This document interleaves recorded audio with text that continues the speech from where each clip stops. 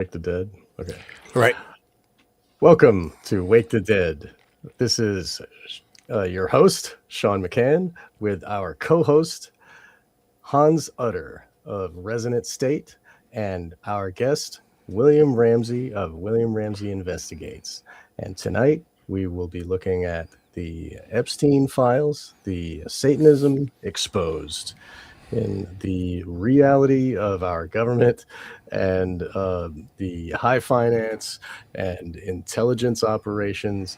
And it's all here for us to read. And we've been going very deep with the Manchurian Candidate mind control stuff. And this happened while we were unfolding in that, and we've kind of switched gears, and now we're going to be discussing this on Sunday night, at least or Saturday night, or Sunday, I guess it is now, for the next however long we choose. This has been, the last one was very informative. We were learning about the eugenics operations and the learning about the baby productions and baby abductions, and we were looking at the scientists that were working with him and their sick fantasies of changing the human race. So today we will be going further. Welcome. Thank you. Hans, would you like to say anything before we start? Yeah. Well, welcome to the Resonant State, America's 1,000,000.25 most popular podcast. I thought 90 was the greatest, and then I had one subscriber cancel. I went down to 89. No. But speaking of 11s and 9s, so far in 2026 we have 49 mass shootings, 1.07 shootings per day, 72 killed, 147 wounded.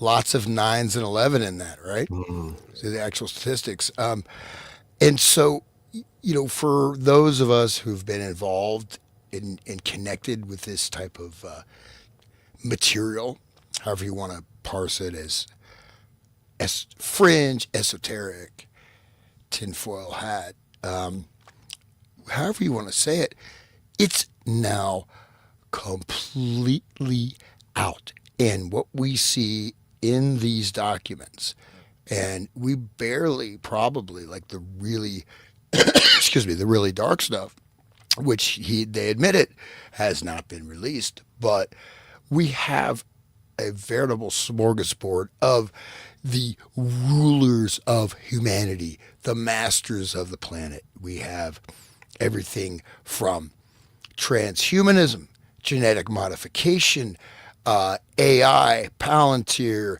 to education, transgender, et cetera, et cetera. Again, and this is pushing surgeries on kids, et cetera. So the entire New World Order control grid, with the very highest of the most respected people, such as like Noam Chomsky, Donald Trump, others. Oh, I didn't say that.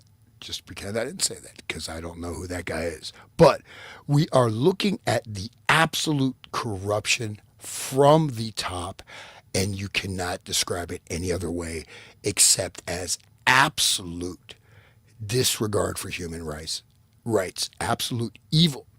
And these are the people that want to usher in the new smart cities, great reset. So these are the people that are ruling our planet right now. So I would like everybody to consider that.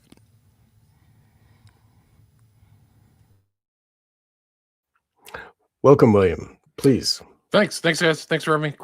Great to be here. Last time we did our show was the 3rd of February, which was only like 3 days after the release, and so much more information, like you said, has come out. And I think we still scratched the surface, but I thought I was getting those eerie feelings of true, detective and Eyes Wide Shut. So I thought an Eyes Wide Shut theme about this kind of secret society engaged in sex magic and its overlap to the stuff that I found in the Epstein files would be a good topic. And so I put some slides together.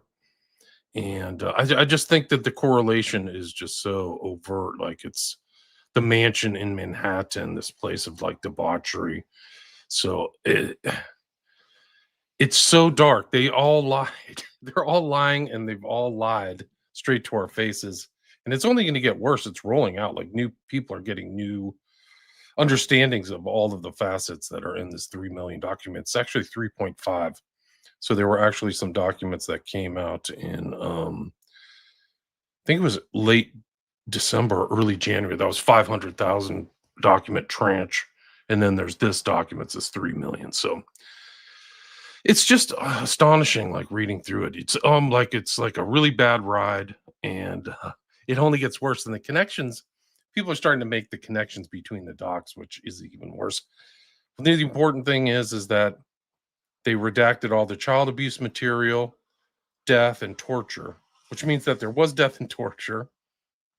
And so there's another 3 million documents to drop. So who knows what are in those other documents, but what's in these is bad enough. And some of these things I'm surprised kind of got through. And we're going to go through some of those today, the code words, the things that validate Pizzagate, and validate Kubrick in a big way. Right. And Sean, we can, as we're going to finish and continue the Kilophot series, I mean, this absolutely ties in on so many levels. And so we literally have practitioners of ancient human sacrificial rituals, child abuse. This is going back thousands of years, and they are part of it. And in fact, the symbolism and coding is there to a certain degree, not to make too much of it, but the Epstein's temple, connection with Baal, with Moloch, et cetera, the stuff is still going. And this is the religion of the masters of the universe in their own minds. So let's see what these and William has compiled a wonderful selection of documents. So William, let's dive into the documents and see what we have here. There's just so many things, like this whole thing about children and sex slaves and all this stuff that ties into what was going on when Bill Harford goes to the mansion. And it's in an industrial scale. Like, I don't think people realized how intense it was, but they're drawing people in from Eastern Europe. You're going to find that there's a strange connection between, and I'll show this if we can read the document, between Epstein and Juarez, where the femicides were. I don't know if you guys are familiar with that story, but it's just like, you'll just see how vast this operation was, and feeding out to all these rich, powerful people, much like what was discussed to Bill at the end when he goes to the mansion of the bricklayer, whatever his name was. Ziegler, yeah. And so I've included that in here. So the parallels are intense, and they've been intimidating and blackmailing people over this stuff, like in a dark way, for decades. And it was interesting because so much has happened since we talked, like this whole thing with Bondi being in front of Congress. And she's like, you didn't do anything under Biden. And like Massey says right back at her, this has been a problem for at least 4 administrations. So this goes back at least 20 or 30 years. I mean, it's just an incredible industrial scale operation. It's just something else. And William, just to state that, so we have, of course, some of the earliest evidential chains. There's a few smatterings I think we find with the serial killers. We find tips of this iceberg, even go back to the 40s, 50s. But I mean, we have the Finders, we have McMartin Daycare, and the quote unquote, satanic panic, etc. All these things are interconnected. And I think that one thing, just to call attention to, is that, these are major high finance business deals going on as well. Like huge, planetary, the biggest possible deals with, the captains of industry, or some of them. So, I mean, I don't think, could you guesstimate like what kind of numbers? Because we're not talking about, a couple, as they say, 7 or 8 people, and they molested like 20 girls. We're talking like what? Thousands, tens of thousands of women and thousands of men. That's what I think. That's how big I think it is. Right. And there's a central, like it's concentric circles. So with the whole modeling thing of Eastern European models and that whole everything from the 90s, and Trump with his like teen USA that whole like gives excuses to be shipping women from all parts of the world to, Trump's hotel to do the thing. It's there's a lot that we should be digging into. I'm glad you mentioned that because I do have a file of Trump at this teen concert. He's with these perps. He's with David Copperfield and can't remember. He has a long. It's not Cassavetes, but he's the head of one of these modeling agencies. So everything's a front, right? So Exactly. there's all these fronts of the stuff. So I'm just running a modeling agency. However, I've got girls in an apartment in Manhattan, and you can come over and talk to them, or whatever. Like arrange, Right. You know what I mean? So Yes. Yeah, well, no, and I think one of the commentators, I won't say the name, Hog Beep. Okay, I can say it, Hog Farts, whatever. Said Dutroux. Dutroux scandal Yes, is really, really, really important because that's sort of at the center of this. It is international. It is intertwined, and it all the time, even little things pop up and even bring things to light. We still just have that little tip of the iceberg, but the entirety of this scandal is it reaches to the entire infrastructure, European Union,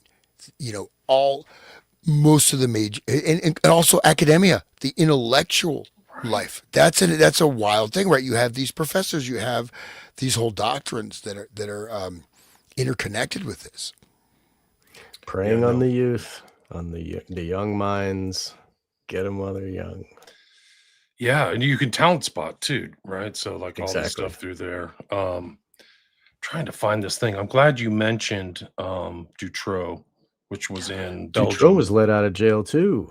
They, just like Epstein, they gave him an easy deal and they let him out and like, oh, he's doing again. Just like Epstein was. But there's so much. I mean, that was another example of major cover up. I mean, Yes. Of course, Belgium, of course, is a much smaller country than the United States, but that was. They had the white march or whatever, where like Yes. Yeah. hundreds and hundreds of thousands of people marched and screaming. Like it was a clear cover up, and it involved all the elites of Belgium. And there's a tie-in between Bannon and Epstein, which I put in this, which I don't think we talked about last time, about the Ninth Circle. So it goes right to secret society stuff. Like Sean and I think have talked about this whole ritual that's in the Kubrick film as a representation of like Saturnus. I think it's the fraternal Saturnus or whatever ritual. So it's like a Saturn ritual, and the ninth gate's really heavy duty, like a super heavy duty secret society. Yeah. The Saturn stuff goes along with the Satanism in general, and the black cube with the Tesseract, that whole thing. Those are intertwined symbols. I didn't know that. Yeah, I see the ritual as being a breeding program. It's that too, right? I mean, can it be both? I don't know. No, it can. Yeah, here's Trump in the Tesseract. Let's see if I can. Well, these are the breeders, right? They're the breeders, and then they can be killed and abused once they've done their purpose, just like cattle. I mean, these are cattle, right? These are not human beings for the. It's legit. Tesseract. Yeah, the square within the square. That's the whole thing. Look at the gold. God. It's like the Aztec temples, you know what I mean? Like, okay. Anyway, so Trump was part of it, and of course they put Trump in charge during when this is going to be released, you know what I mean? They had like Clinton, when Clinton was in charge, the leader of the house or whatever was the gym coach. Right, that was Bush. Oh, it was Bush. Okay. They had the guy wrestling coach. I thought how about the Penn? There was a Penn State, right? That whole thing. The coach, right? Yeah, right. That dude also wasn't he in the files? And this was a major, and that was a major operation. Hastert. Yeah, Hastert, right? Hastert, yeah. Dennis Hastert. They were like giving him, and I've got a photograph of everybody clapping when they gave Hastert his portrait for whatever. And there was a staff with the eagle, like the Roman staff, like in his portrait, and it had like a caduceus snake around it. It was like, wow, that's shit. really dark. I mean, he did a great job covering everything up. Yeah, I mean, they should have. of course. Like, and they were like ruling during Clinton and all, like, and all those, they were fully in charge, you know, and nobody questioned anything. The Satanic Panic was like something you see on Oprah, you know, like, oh yeah, Right. okay, nobody cares about that. And you know, and all the financiers and the, you know, the Bear Stearns crap and all of that in 2008, you know, like they were fully doing all of it. And it makes me think of Karl Rove's quote where he says, we are the actors of history, and you, studiously as you will, you can just look at what we do while we go do something else, while you know, keep studying all of our evil over there, fools. You know, we're already on this thing. So it's I mean, we're gonna be studying this evil for a while, I'm sure. Yeah. You know, this Epstein stuff. Well, no, and one thing to, you know, understand is that, you know, people, a lot of things that people are discounted, like, okay, read your astrology column. No, I mean, they use movements of planets over even hundreds of years, if sometimes even thousands of years, for particular predictive potentialities. And so in a certain way, you know, Philip K. Dick said this. I mean, he definitely did a lot of speed, for sure. But he said that we're still living in Rome. Okay, but we're not living in Rome. We're living in the ancient Near East and these things. This is still this particular, and these are the rulers, right? So, you know, I mean, now we're not talking about the local people worshiping a temple, but the people in charge of that, and even the mythological symbols. This stuff is all interconnected, right? Even the Greek, Roman, these are also myths, right? These are enclosing domes or energetic fields, or whatever you want to call it, that most people don't even know what is going on around them. But these are things that are invoked. And so, you know, people are left as bereft of their true power and true knowledge. But then, you know, it's literally like, it is, you know, they're following this direct path based on the goal, right? And you can see in Epstein files, right? The goal, create the master race. Okay. Right. Everybody else is going to be eliminated. And so, you know, in the AI pipe dream, which just, you know, I'm not a scientist or mathematician, but, you know, came out recently. Oh, if by 2028, America's entire infrastructure could collapse if it's run off of AI. Well, I didn't take a scientist to tell you that. I tried to get my, you know, my car insurance or something. Man, I can tell you AI. I don't want that running the nuclear power plants, you know. But these are all. This is all connected directly with the Epstein stuff, is it not, William? Would you say? Oh, no question. It all overlaps. He's involved in all kinds of different pots and investments. And somebody hasn't really done I mean, there hasn't been a show to my knowledge. He has all of his like financial documents of all of his investments. They've probably been sold off, but we'll go into some of them today. Nobody's done a huge forensic accounting yet, but he's involved. And you mentioned the Satanic Panic. This woman Loftus, who was a expert for the Ghislaine Maxwell trial, was on the board of a guy named Krauss, who ran the Origins school. She was on that too. So she's around them, and she's a total false memory syndrome foundation with Jolly West. Like literally, so you're seeing these guys are real smart about a lot of this stuff. And he talks about Mesmer. I can bring up the Mesmer files and stuff like that. He knows, and we have the occult stuff in this too, where they're talking about Kundalini and Tantra, which is a form of arguably Eastern mysticism, sex magic.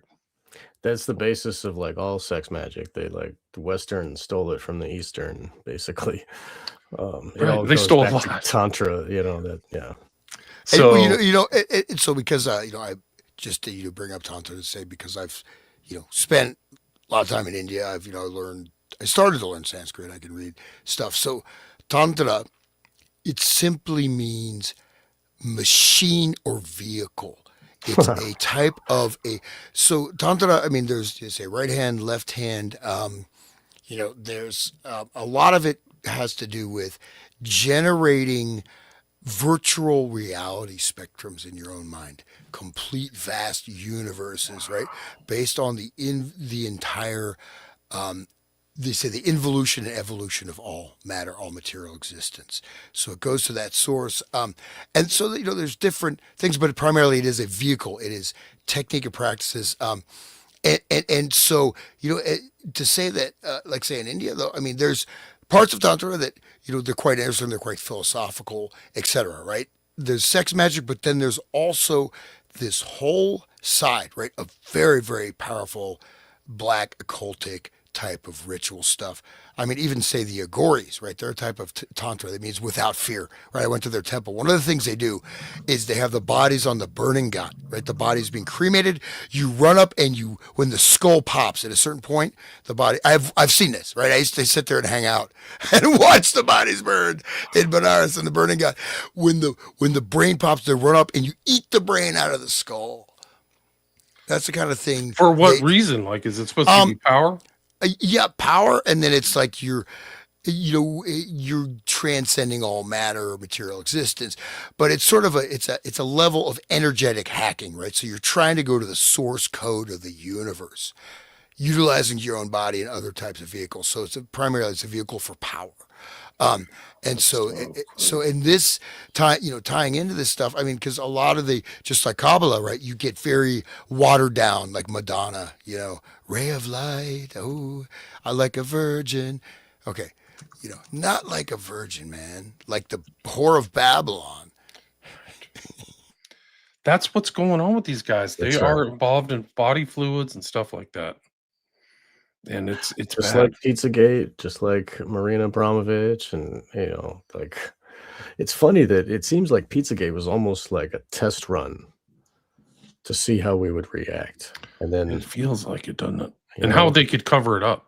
Yeah, they covered it up quite nicely, and now this is kind of getting out of their hands, this Epstein stuff. I think this is burning through the population like wildfire. I don't think anybody believes what they're listening to on the news, and it's almost like it's like a dystopian hellscape in a way, because they're just pounding you like with nothingness and not even talking about it, where everybody on X and like in their personal life, like my personal life circle, everybody's talking about it. My kids are talking about it. They know everything. They're spending time going to bars and talking about it. That's great, dude. That's great. So they're like, whoa, this is bad. And like the women are talking about it. And now the Congress people are jumping ship. They're jumping like the party lines now, Mace and Massier. And I think they're going to do it en masse.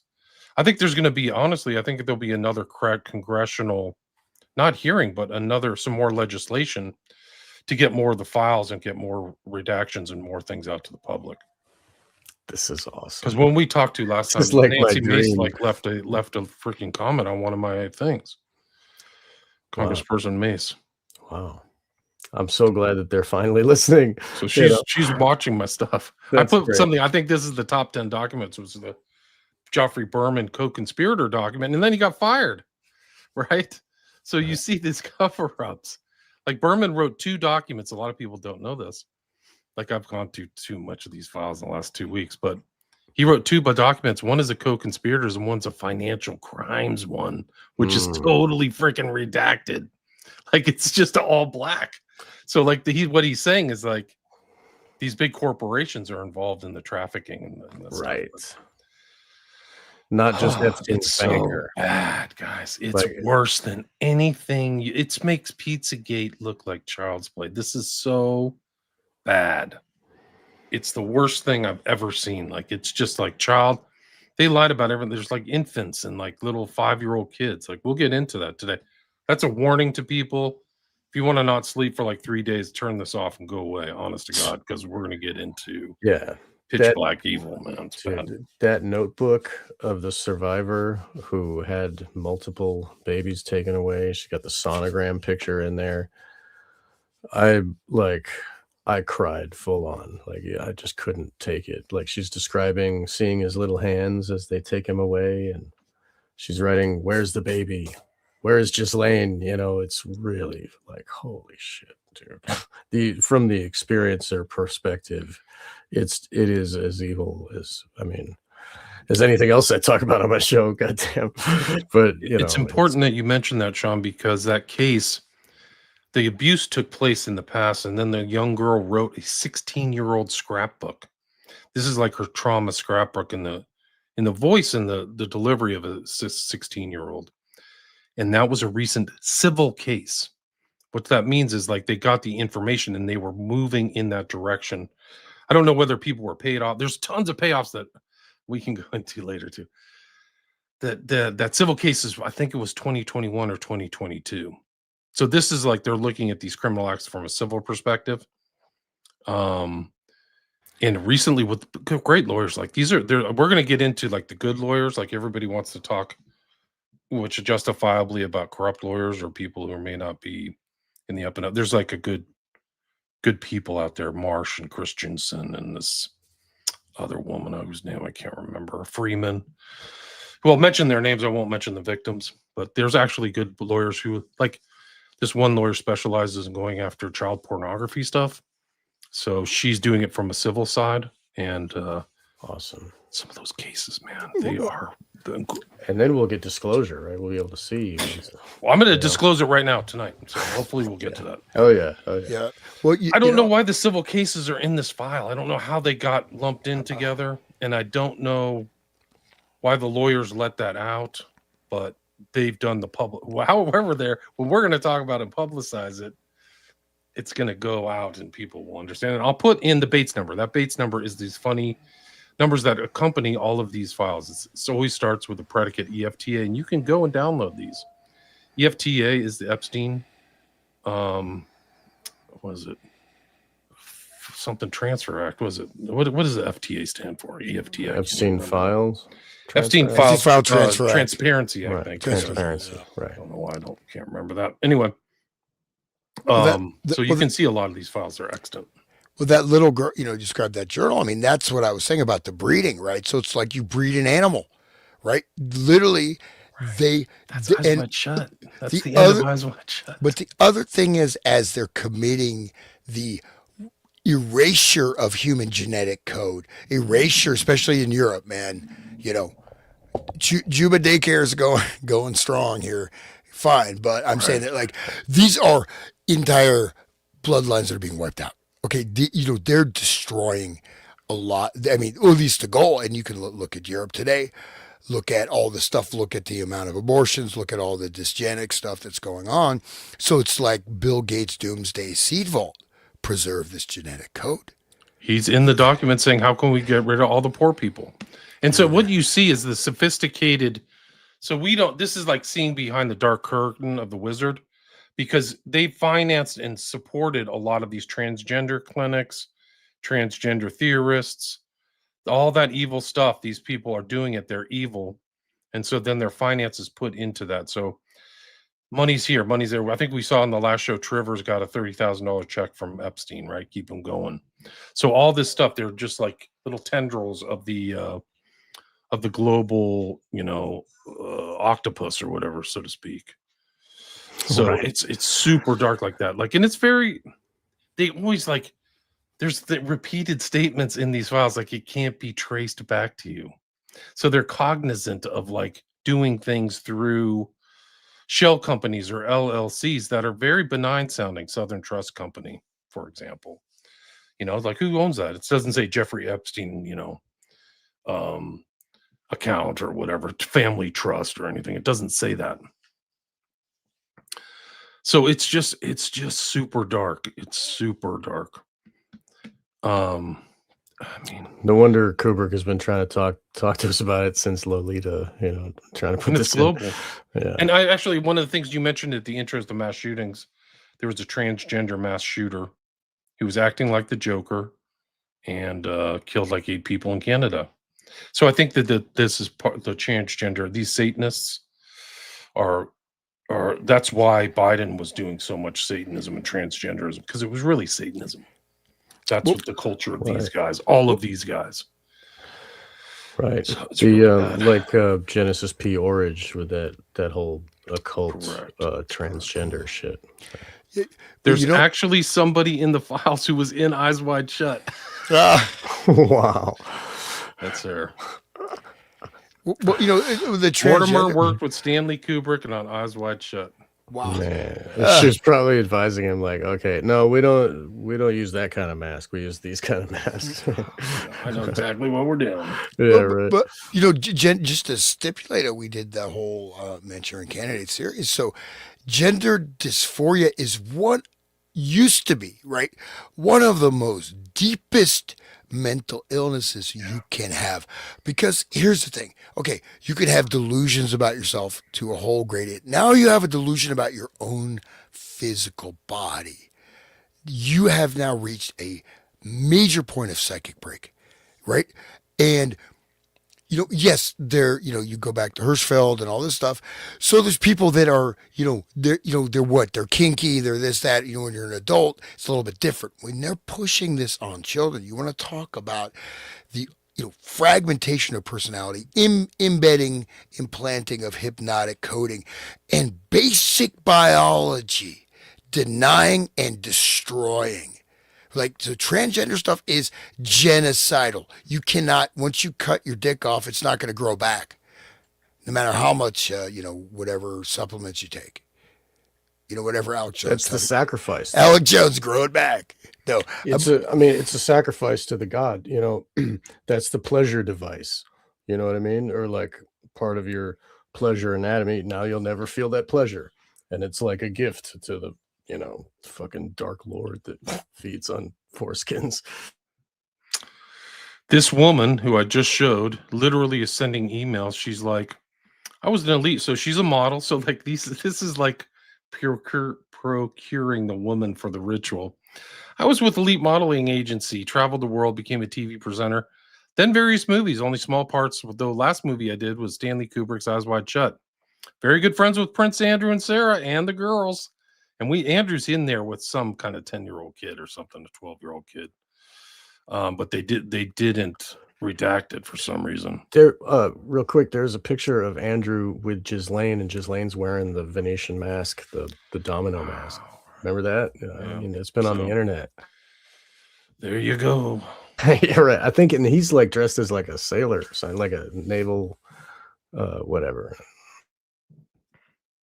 Sorry, didn't mean to derail you. Sorry. No, it's all right. I mean, it's just the interesting thing that somebody's in these files who's friends with Andrew, who's in the movie Eyes Wide Shut. Like, wow, what a sync. There's also another secret society in this. I don't know if I mentioned it last time, the Zodiac Society, 12-person society, another kind of occult signifier.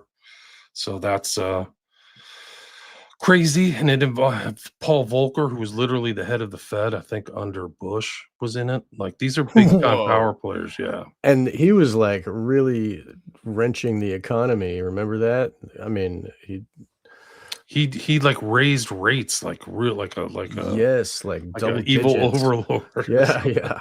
I think they're at like 14% or something crazy. Yeah. Well, do you guys remember that there was a movie where, and I think Sean, I talked to you about this, I don't know if you saw it, but basically the plot of the movie, which I think ties directly into this, is this guy's kind of, life didn't go anywhere in his life. He flies out to visit his friend who's this elite private chef for the elite, and they pay millions of dollars. And what are they?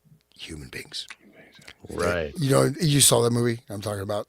But anyway, so this, I know which one you're talking about. I don't remember. It's on a boat, right? Or one of it's kind of a newer one. No, it's a relatively newer, but I mean, he goes to this island and he's like, wow, you got everything you want. And his friend kills himself, and suddenly he gets the role. Now you have the role. Here's your salary. Sacrifice. But it turns out that you have to cook people. But this is what these clubs are doing, right? I mean, for sure. And just one other semi-tangential point, but I was watching like diets, chefs for the billionaires, whatever, right? Something show out of the UK, but they're all trying to get the latest thing. What's the most exclusive exotic dish? Let's get these, at least, one out of every, 5 fishermen die trying to get these particular snails. Just to have them, just to show off. Don't get bored. Show off. Show your bling. Well, what do you think eat that gold? Yeah, but what do you think that goes to? And what's and you see this absolutely just obscenity. Like, you're going to pay millions of dollars for a dinner just so you can brag about it to your other billionaire friends. Right. They're like friggin' toddlers, I mean, at least, but if you apply that to these types of perversion, I think exact same thing goes on. Exact same thing. There, when I visited Philadelphia, I saw this steakhouse. I forget the name of the steakhouse, but it had sphinxes flanking the doors, and the stairs. It's like stone stairs that go down, and there's like a red light. I mean, it was the most satanic shit, and like for the dark occult, for like Mariah or whatever they call it, the Sphinx represents cannibalism. It's like the peak predator. The lion eats the lesser beings. You know what I mean? So what kind of steakhouse is that? And this Philadelphia is like one of the most satanic places in America, if you really look around. So I'm sure this is a real thing. Like they have. I'm sure it's when I was there, I was like staring at with total like hatred, like look at this thing, and people just walking by like nothing, like oh whatever, just a restaurant, and I could see this with the symbolism. I wasn't like oh it's them, Go look at all those fake like body eating things done by Abramovich and all that stuff. Like this is Right. all introductory stuff to real cannibalism. It's real, and just like you said, all this thing and all there's like famous stories of Carlos Slim. He was at one point the richest man in Mexico, who started the cell phones there. And if he wanted to put a cell phone somewhere, he would literally have his tough guys come in and beat the crap out of people, tear down their house, and build a cell phone and just say move. That was that way he did it. For the towers. Wow. Yeah. And he would have these parties of like exotic animals, like we're going to eat a leopard tonight, we're going to eat a rhino, we're going to eat this. And that's And just like just medieval murder someone. times. They would like, like they would have a rhino head. They would like display the body parts of the feast. The red carpet is the intestines and blood of all the animals they're going to eat. And like the bigger, longer the red carpet is, and all the guests walk on all the blood and stuff to say, shows them how much work was put into this feast. Wow, look at this, and even Hollywood now, they got their red carpet, Right. You got to remember, he traveled with his own chef. So Epstein's traveling Right. with his chef. Why is he so concerned about shrimp and jerky? Yep. I got to have this 8 pounds of jerky. Why don't you have your chef just make something? Like put it in the air dryer and make it. Well, this is also revelation of the method. I saw this movie, really awful movie last weekend or whatever. It's about the chef on the island. That's a different movie, right? He's chef on the island, and they all kill themselves. They're there to be killed.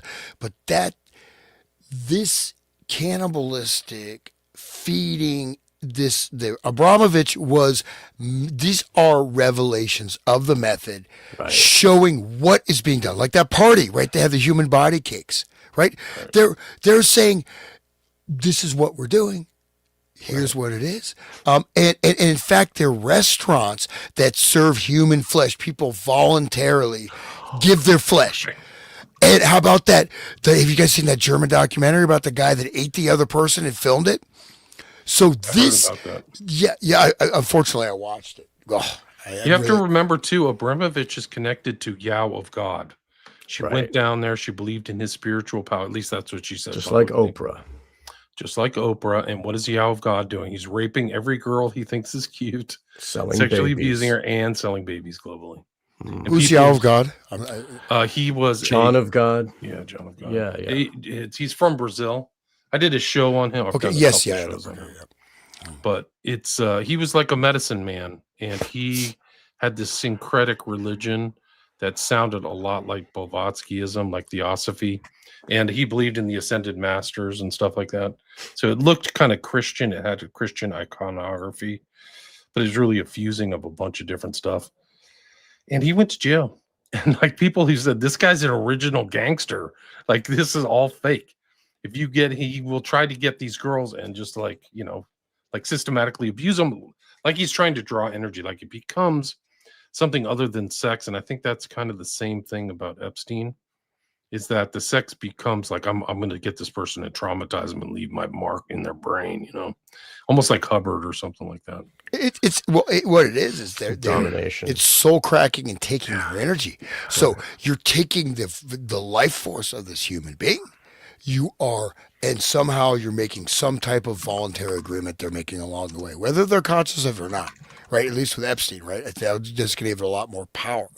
And so you're harvesting the life energy and life force plus the you got this again. You get this superhuman power. I'm a god. I can create and destroy all life. This is where they're at. I'm a god. I am God. I am beyond God. I create, and this is their mentality. But this thing is that with all the stuff they're doing, they have to balance. They have to have energy sources for it. Right. And so it's more about the power, there's the abuse, the psychological buzz, but it's also I think you could say sacrificial rituals to their God, as well as the soul cracking and extraction of not just like you can kill someone and not kill their soul, but they're trying to kill the soul of the person. That's even sometimes worse than all physically killing them. Every one of the girls is traumatized. They didn't like go in and go, I had a really great, experience with Jeff. It's part of the whole thing. This is an incredible document. This is EFTA 00781-921. He's with Hannity. So Hannity's never disclosed his connection to Epstein. This is from 2018. It's fairly recent. I'm doing it live. Close, but it's like that same guy. Yeah, that's funny. And then he's talking with Woody Allen's in here. And then he's like, Woody Allen would be thrilled to meet me. There's all kinds of meetings. They're always trying to meet up with people. Yeah, they were trying to make Woody Allen meet with Joe Rogan, too. Yeah, all that stuff. And they're talking about Idi Amin, who ate people's hearts. So right. This is like a the true theme. Cannibal, right. He was a true cannibal. And he says, I think he's like... Jeff GEE iTunes is Epstein. He says he didn't just cause heartburn, he ate them. And then Woody Allen says hearts. And then thanks, he responds. And then he goes back, at least I'm thinner. And then Woody Allen says, because you also eat the bones, improve providing fiber. And then he responds back, I don't like waste. So we're going to look more into these cannibalism ones. There's more of this cannibalism. Oh, tons. Oh, yeah. This is just like a scratching surface. They're talking about it like it's a joke. Like this is not supposed to be disclosed, right? And everybody still loves Woody Allen after all that shit, too. I don't know. The women don't. I mean, those things were his. I've done a show with Roberta Glass about him and his daughter Ronan Farrow, I think, or Farrow. Oh, dude, I wouldn't leave that guy around kids at all. I wouldn't leave any of these people around kids. Like they're horrible. If there's anything we've learned, watch your kids, watch your wife. Well, freaking ghouls. You see this stuff. I mean, it's just like skimming through that page around, but like jerky will be with me when I get to LSJ. I can come tomorrow and take care of white tuna if you'd like. What is that? And these are guys, they're not going to be eating beef jerky and they're not going to be eating white turkey. Call blank, she will give you massage. She looks better than, quote, shrimp anyways. Good with the massages. And then next one, hairy fish. You're joking, I hope. Response, nope, goyim. Pizza and grape soda tomorrow for lunch. We can also buy tefillin for Woody. Tefillin is what they do, that magic like Saturn box they put on their forehead. Oh, wow. Dude. So this is like, whoa. Grape soda is gang rape. Wow. So he's like, they're saying they don't matter. They're goys. Let's gang rape them. That's what that interchange means. Talmud says it's okay. So. And there's a picture of Jeffrey with the full Talmud right behind his head. Right. He literally has the encyclopedia of the Talmud, which is their holy book. They're holy which book. is a bunch of Satanists agreeing on this. This is good to do. It's like, it's not like, oh, they don't even feign that it's from God. It's just from some rich guys that say this is life now.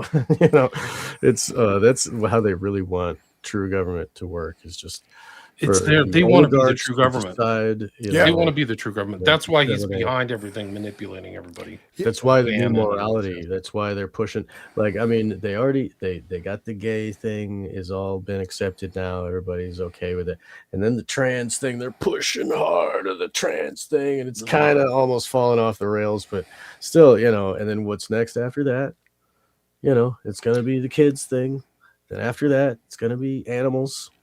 It's going to be made. It's going to be made also where They're your gonna wife. initiate all of us, guys. Right. You know what? So they have. I think I alluded to this some of the shows where they have all these like mental health initiatives where your neighbor can friggin' call and say, "I think Joe is wacky."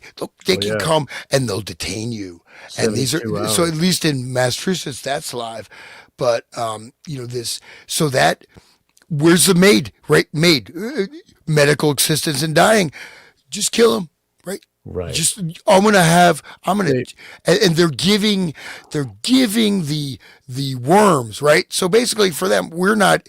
You know, a friend of mine who's a private jet pilot for billionaires. He said they do not see us or anyone.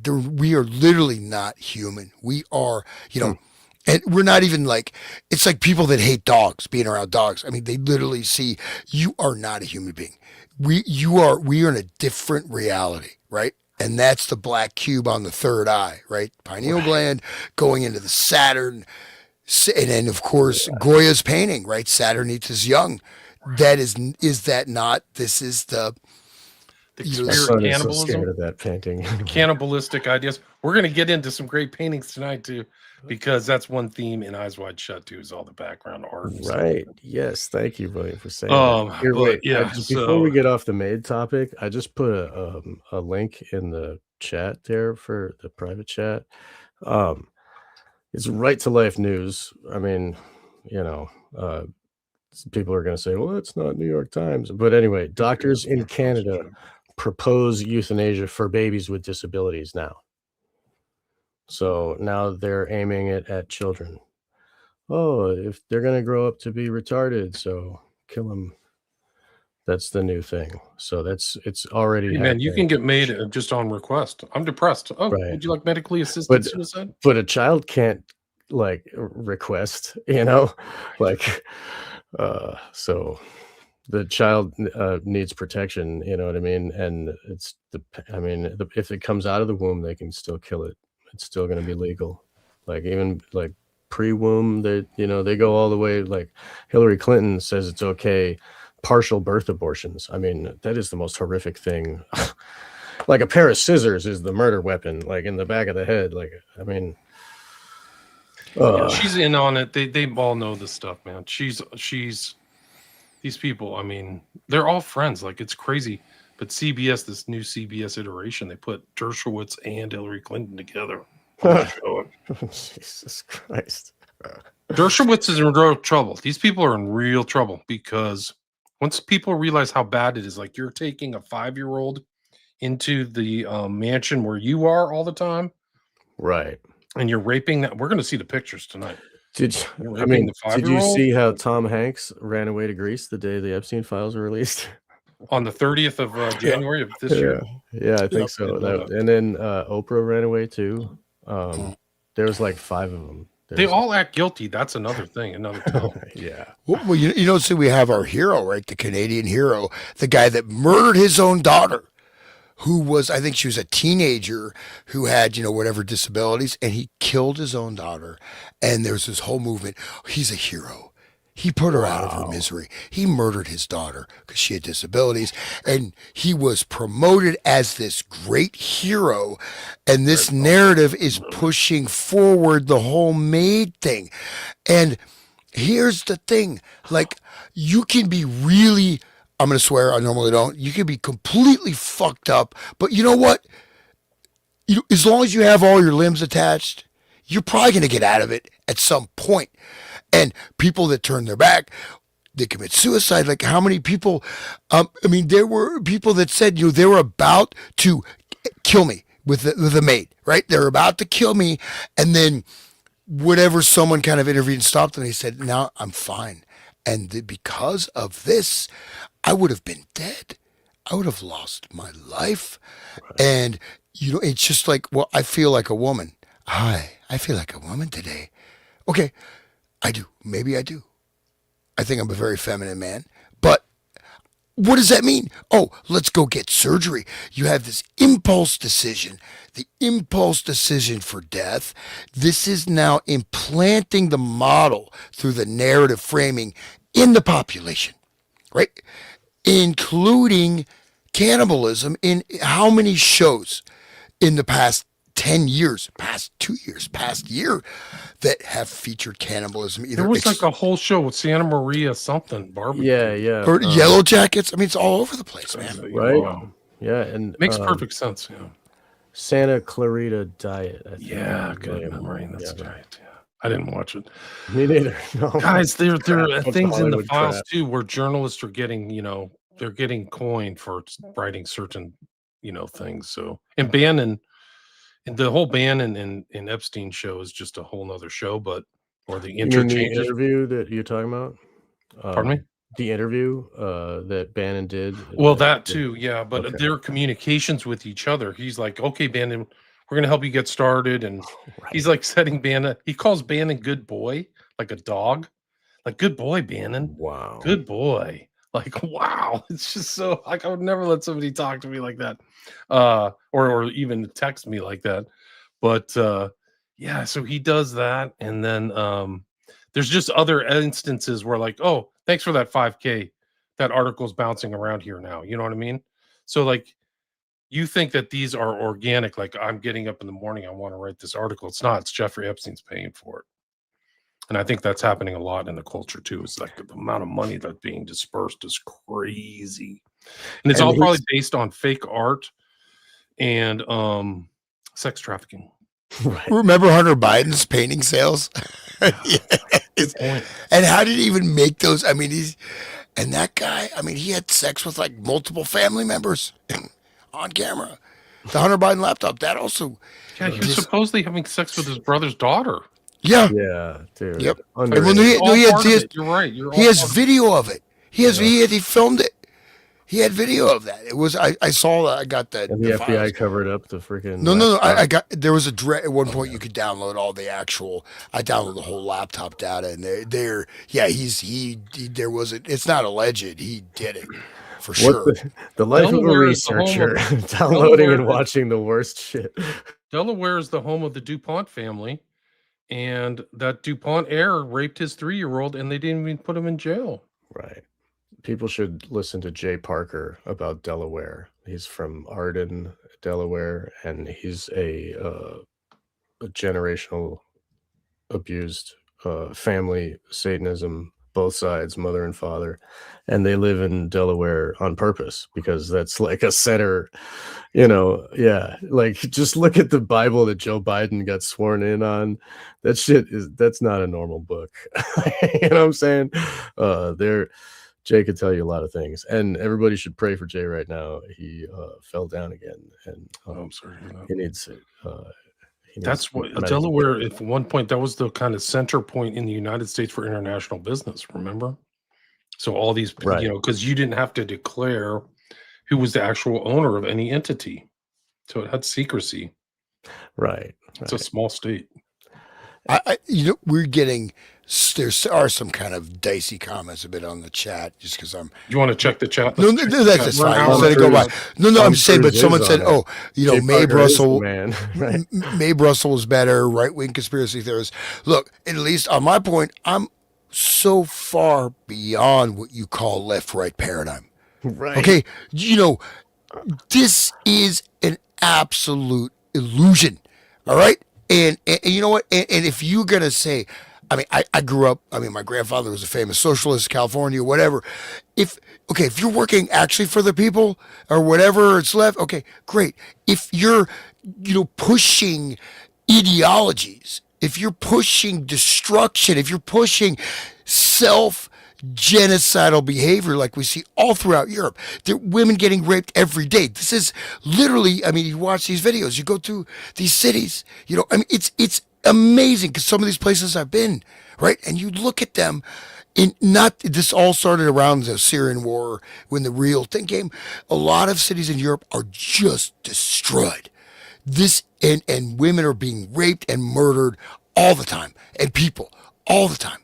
And this is going by. So if you want to say this is right wing, you know, I won't say any swear words. Beep beep. You know, wake up. Look at the world around you. You know, don't be a fool, because this is now not. There's nothing conspiratorial about this. This is in your face. Everything, you know, William and whatever we've done.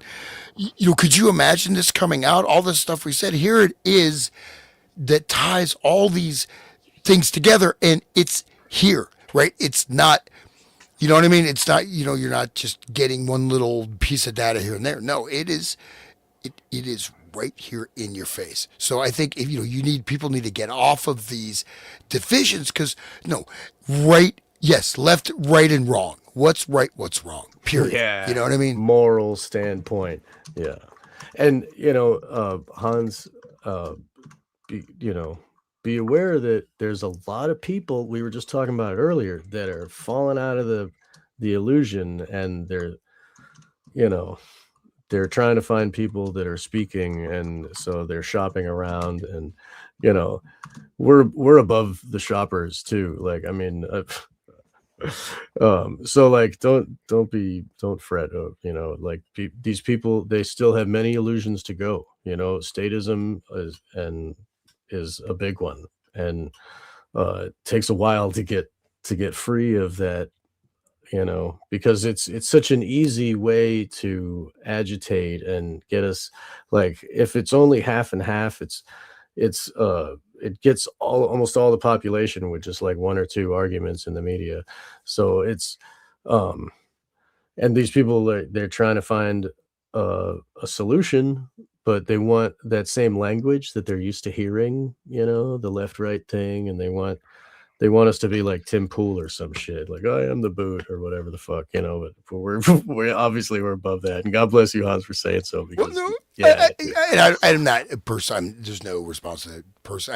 I've seen the reason I get. I mean, you know, you're looking at, you know, absolute destruction of human life and yes, destruction of the potential of the human race on the planet. right, We are at that point where this is not just speculative. Okay.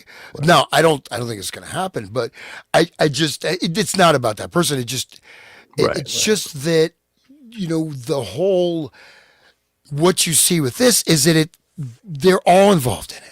Okay. So, right. and they all do the same things, man. You know, it's the same build, this, that. It's like mud wrestling. You know, even mud wrestling or whatever. I mean, WWF is more real, but I mean, it's like, I don't know. I mean, it's a rigged game, but it's just that when, you know, those blinders, in my estimation, right, it's a time to just to take that off and start to see the actual world around you in a positive way, right? You celebrate life, celebrate everything. But these things are gone. They let, what was this come from? It comes from the French Revolution, left side of the house, right side of the house. This is the left, right. You know, there used to be multiple different parties with all kinds of complex mosaics of viewpoints. It became a binary. Okay. And this is the illusion of democracy that we live under, because, you know, I can vote for A, or I can vote for A, or I can vote for A, you know, and that's it. So Yeah. It's interesting. I've done a number of shows on this already, and it's like the branch of philosophy is epistemology. Like, people are really trying to contextualize this, and they're having trouble. They really are. Is this like this? This is a left wing plot or a right wing, or Trump really wanted this out? It's for his benefit. He's not in this. He is all over these files, guys. So he's lying. They're all lying. But it is interesting to see people try to filter or perceive this. Like, how did this come out? I don't think they knew how bad it was. People don't have time to read it. These are busy people with lives, and the what happened, the whole strain of what happened was Trump and Bondi and Patel and Bongino and the whole Republican Party got in because people wanted to see Epstein. And these are all easily ascertainable statements these guys have said. So many podcasts. Yeah, I think the Epstein files should be released. And then they got in and they started reading them. And they saw these, the list is like a distraction. It's a red herring. But they keep talking about what the list. The list isn't it. The network is it. And these files are it. That's way more important, like by a factor of 80 bazillion. In March, the FBI has this document. It's in these documents that we got to redact everything. We got to redact, like, so there's an internal battle there is a documentary record of this internal battle that they're trying to redact every celebrity, every president, everybody of importance from these files. So they started this redaction. Pam Bondi says it's on my desk. They're saying this stuff in the public. When they slow roll it, that's when the Democrats figure out something's in there that could be damaging to these people because they're not putting all these files out. So then they pass the Epstein Transparency Act, right? So that's what happened last year. Massey crosses the thing, and then they have to start, because it's a matter of law, they have to start abiding by the law. The guy Blanche, who is the Deputy Attorney General, is the point guy. And then they just start dropping stuff. And they didn't, I don't think they tried to redact stuff, and whoever's in that office didn't know people were going to start putting the files together. And that's what they did. Like, and so like the actual, it's still slow rolled. They're trying, even the way that the data is put out, it's put out almost like in a 1960s or 70s format where you only get 10 responses at a time. It's deliberate. They're deliberately putting like a data, sphincter on it, so it's not coming out properly. Like the data analysis, like software and sophistication these days is so intense, where you can do spreadsheets and Venn diagrams and all kinds of connections with it that they didn't do. They just chose to do the crappiest job, and they don't know the import, the totality. They're going to find out. So that's really kind of the background of what led up to January 30th, which included that other 5. So there's really 3.5 million files, included the other 500,000 files they dropped, I think, in late December. And one thing just to say about this is that there's so much detail, and even like you do a meta reading, of who's talking to who, and you probably even build this out into networks and various activities that are going on. There's so many layers looking at financial transactions and whatever. There's, you could probably start to flesh this out and even tie this into other known networks, right? In Australia, in Europe. They're gonna do it. There's one outside of Adelaide that they wrote about in this, and they had this huge document, and it's another sex trafficking ring. It's incredible. It's just one node, one EFTA document. So. Reminds me of the octopus. That's such that was such a great book, and just what an interesting, Danny Casolaro, right? So he touched one nerve of this, which ties into the NSLAW software, right? Which was the sort of the original AI modeling. So they had functional AI in the 1970s. Okay. Yeah. The Promise. No, before Promise, they had, because even I was, okay, I won't, no more personal stuff, but I was, in ARPANET, DARPANET when I was like 12 years old and stuff. So I was in the hacking at a very young age, but this stuff was and is like the original artificial intelligence was devised, and they had people falling in love with it. This is back in the 70s. It's coming out of the cybernetics movement, right? So, but all this is directly intertwined. But just back to the left-right thing, just, who is more of a god to the left wing besides Lenin, Trotsky, the Permanent Revolution, Noam Chomsky, right? I thought this guy is great. Everything he says is great, with he does Ericksonian hypnosis, actually. I won't do a Noam Chomsky imitation. Does he really do it, or are you joking? No, he does. His pausing, he absolutely. Listen to Noam Chomsky carefully. Wow. Absolutely, he does. He does it. And you'll see Terry Gross kind of similar diction. You can find this type of diction. It's cadence, it's emphasis of specific words and pattern flow. So one of the things is within that, and there's various types of cues, right? And and there's also like where you create sort of you say something very complicated that people will kind of get a little bit confused about. Boom, program it. Yeah, no, absolutely. But Chomsky, I mean, right there at the heart of this, right? And who shut down the left on JFK and on 9/11 was Chomsky. It doesn't really matter who shot JFK. I don't care. Let's go in the street. Same theme on the right? Shapiro does the same thing. Bob Tuskin asked him about Building 7, and he was like, "You're stupid for thinking it's a conspiracy." He was like telling Bob some, he was basically making fun of him for even thinking that the government would lie about 9/11 and like just shut up. Basically, it was there's a video somewhere on the internet. Bob posted it. But the left-right thing, people really should. I mean, I talked about him before. Mark Passio, a friend of mine, he's an anarchist and he promotes anarchy as well as like exposing Satanism. And he talks about the worldwide network, that's being exposed right now, and he's been talking about it for like 18 years or something on his podcast, What on Earth is Happening. And we get a little peek at it, but he's been talking about,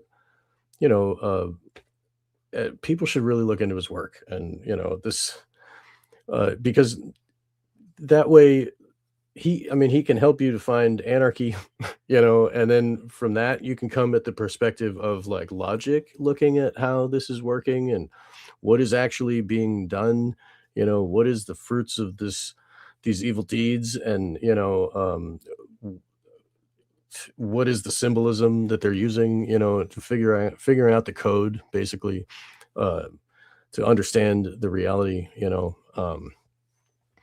so this is just, I mean, I don't know, he should be here talking with us.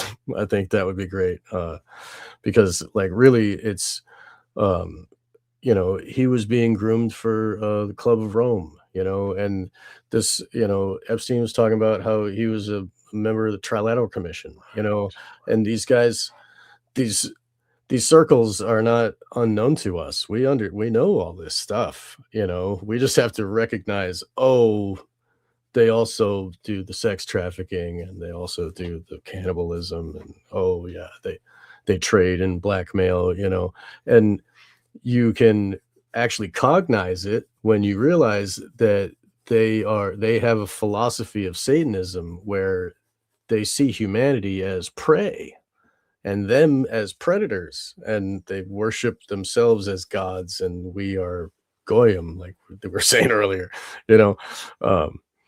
so anyway, I just want to say that like if you can get the anarchy first, then you won't fall into this left right stuff that they do, because really it's left right is on a different level. Anarchy is beyond the illusions, and it's not I can do whatever I want, it's not the Crowley thing. It's no masters, no slaves. That's what it means, so if we agree that we own ourselves, then we agree anarchy is the way, because no one else can own me. I do, but anyway, I'm not gonna keep going. I don't want to go off track, but that's a big part of it, like for us to cognize these things.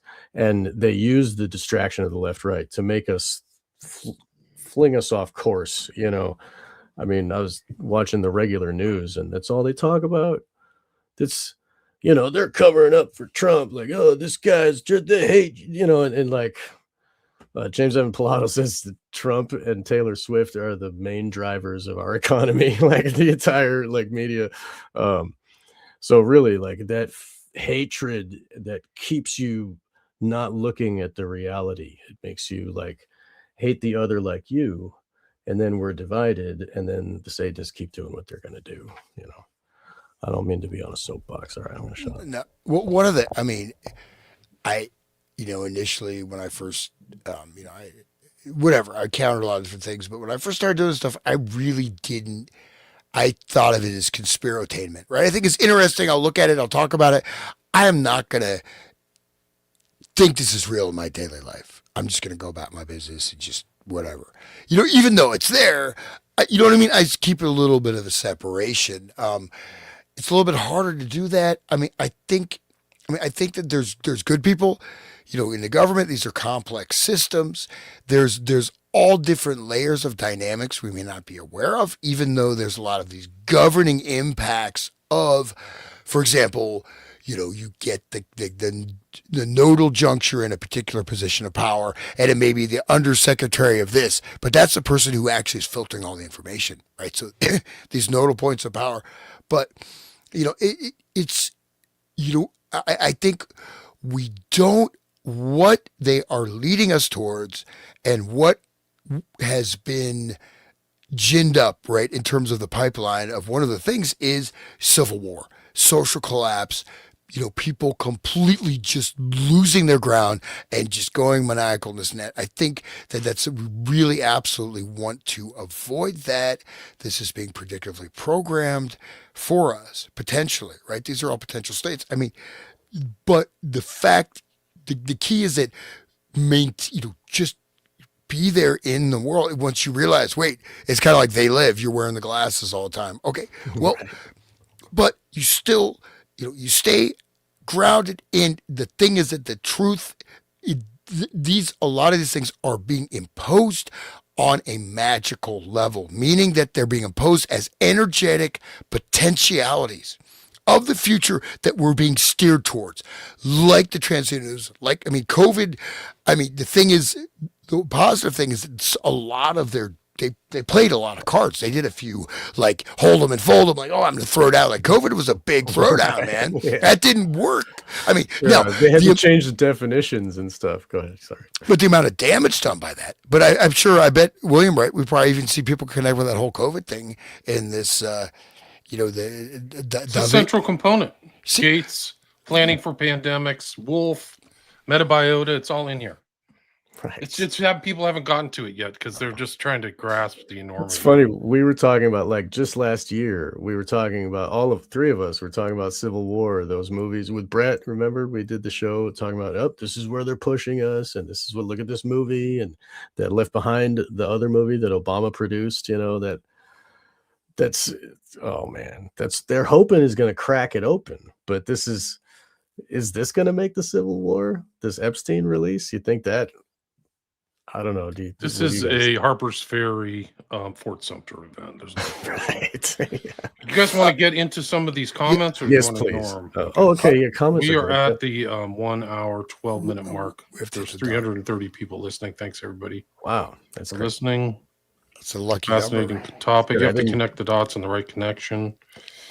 A metaphor that's true. Let's see. Roman Vatican. We're going to talk about that here in a minute once we get to the awesome. Slides. Yeah, if we can get that. Thousands of victims. Yes, there's tens of thousands. I think some of them don't. Some of the Juarez. I'm going to show the document about the Juarez connections in the slides. How did they get rid of all the bodies? Well, we know that they ordered 6 55-gallon drums the same day that Epstein got indicted in 2018. They ordered 6 55-gallon drums of hydrochloric acid. It's in there. Wow. So that's just since both, I guess Sean and I are both here in Ohio, and Ohio, of course, down. In fact, I was there on the estate years ago when I was like doing landscaping in college. We went at that Epstein. It's like an entire city, man. It's like that road going into his. It's like a country. It's vast. At least for Wexner. Right? Wexner, yeah, Wexner. So Wexner ties into the mega group. The mega group is the foundation of 9/11, among other things, right? And so this is, and of course Maria Farmer, who was there at the estate, and Wexner is of course a very exceptionally powerful person. As I think I mentioned last show, there was a number of murders, and Bob Fakakis, who's doing great work on that. Unfortunately, he got vaxxed, and he's not the same. He's listening, I don't know, but sorry. And he's a left wing guy, and he was doing the work on that. But this is right here, and these are these nexus, and this ties. This is like the head of the. I mean, this is all the octopus, right? I think. I mean, we can pull these strands apart, but I just want to stress it like this: the mega group, Wexner, Epstein. These are. You remember the mega group, William? Of course. Yeah. Okay. Yeah. Okay. Yeah. So it's Spielberg, Wexner, Tisch family. I think there's a lot. They're all pretty much Jews. I don't think there's one non-Jew in that whole squad. Spielberg had to be mentioned. I mean, that's a whole nother show. It's not good. Really. It's just another makes you sick. These guys are freaks. This stuff validates the other, like infant child porn scandals. Like you're like, okay, now I get it. Okay, they are capable of this stuff. It's blatant. I think they are sacrificing people in the ocean as a satanic. I wouldn't be surprised if SFK. We're going to get into scopolamine here in a minute. Ties into SFK. Feels this is an ancient thing. I think you're right. It probably goes all the way back to the Middle East. It's Moloch. Always on point, Hans says hog farts, fraternitas Saturni. Yes, that's it. The Vatican's tied to that. That's correct. I don't know what that means. Church of Satan with Church of Satan with F. I don't know what F. But LaVeyan Satanism is just one of the rungs of the ladder. It's an aggregator. Mark explains about how it scoops up all the psychopaths from the population so that they can use them as worker bees for the higher cult.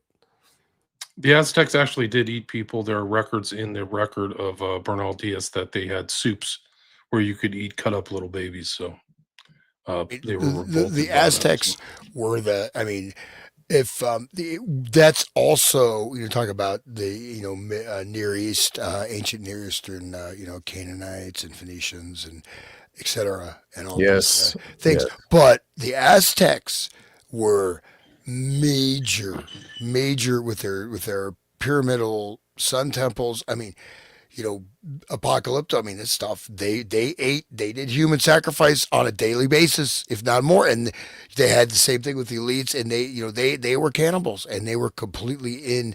Again, I just recommend everybody watch Apocalypto again. That's the world they want almost to guide us towards. Cannibals for power. That same whole mentality of consuming human flesh for power.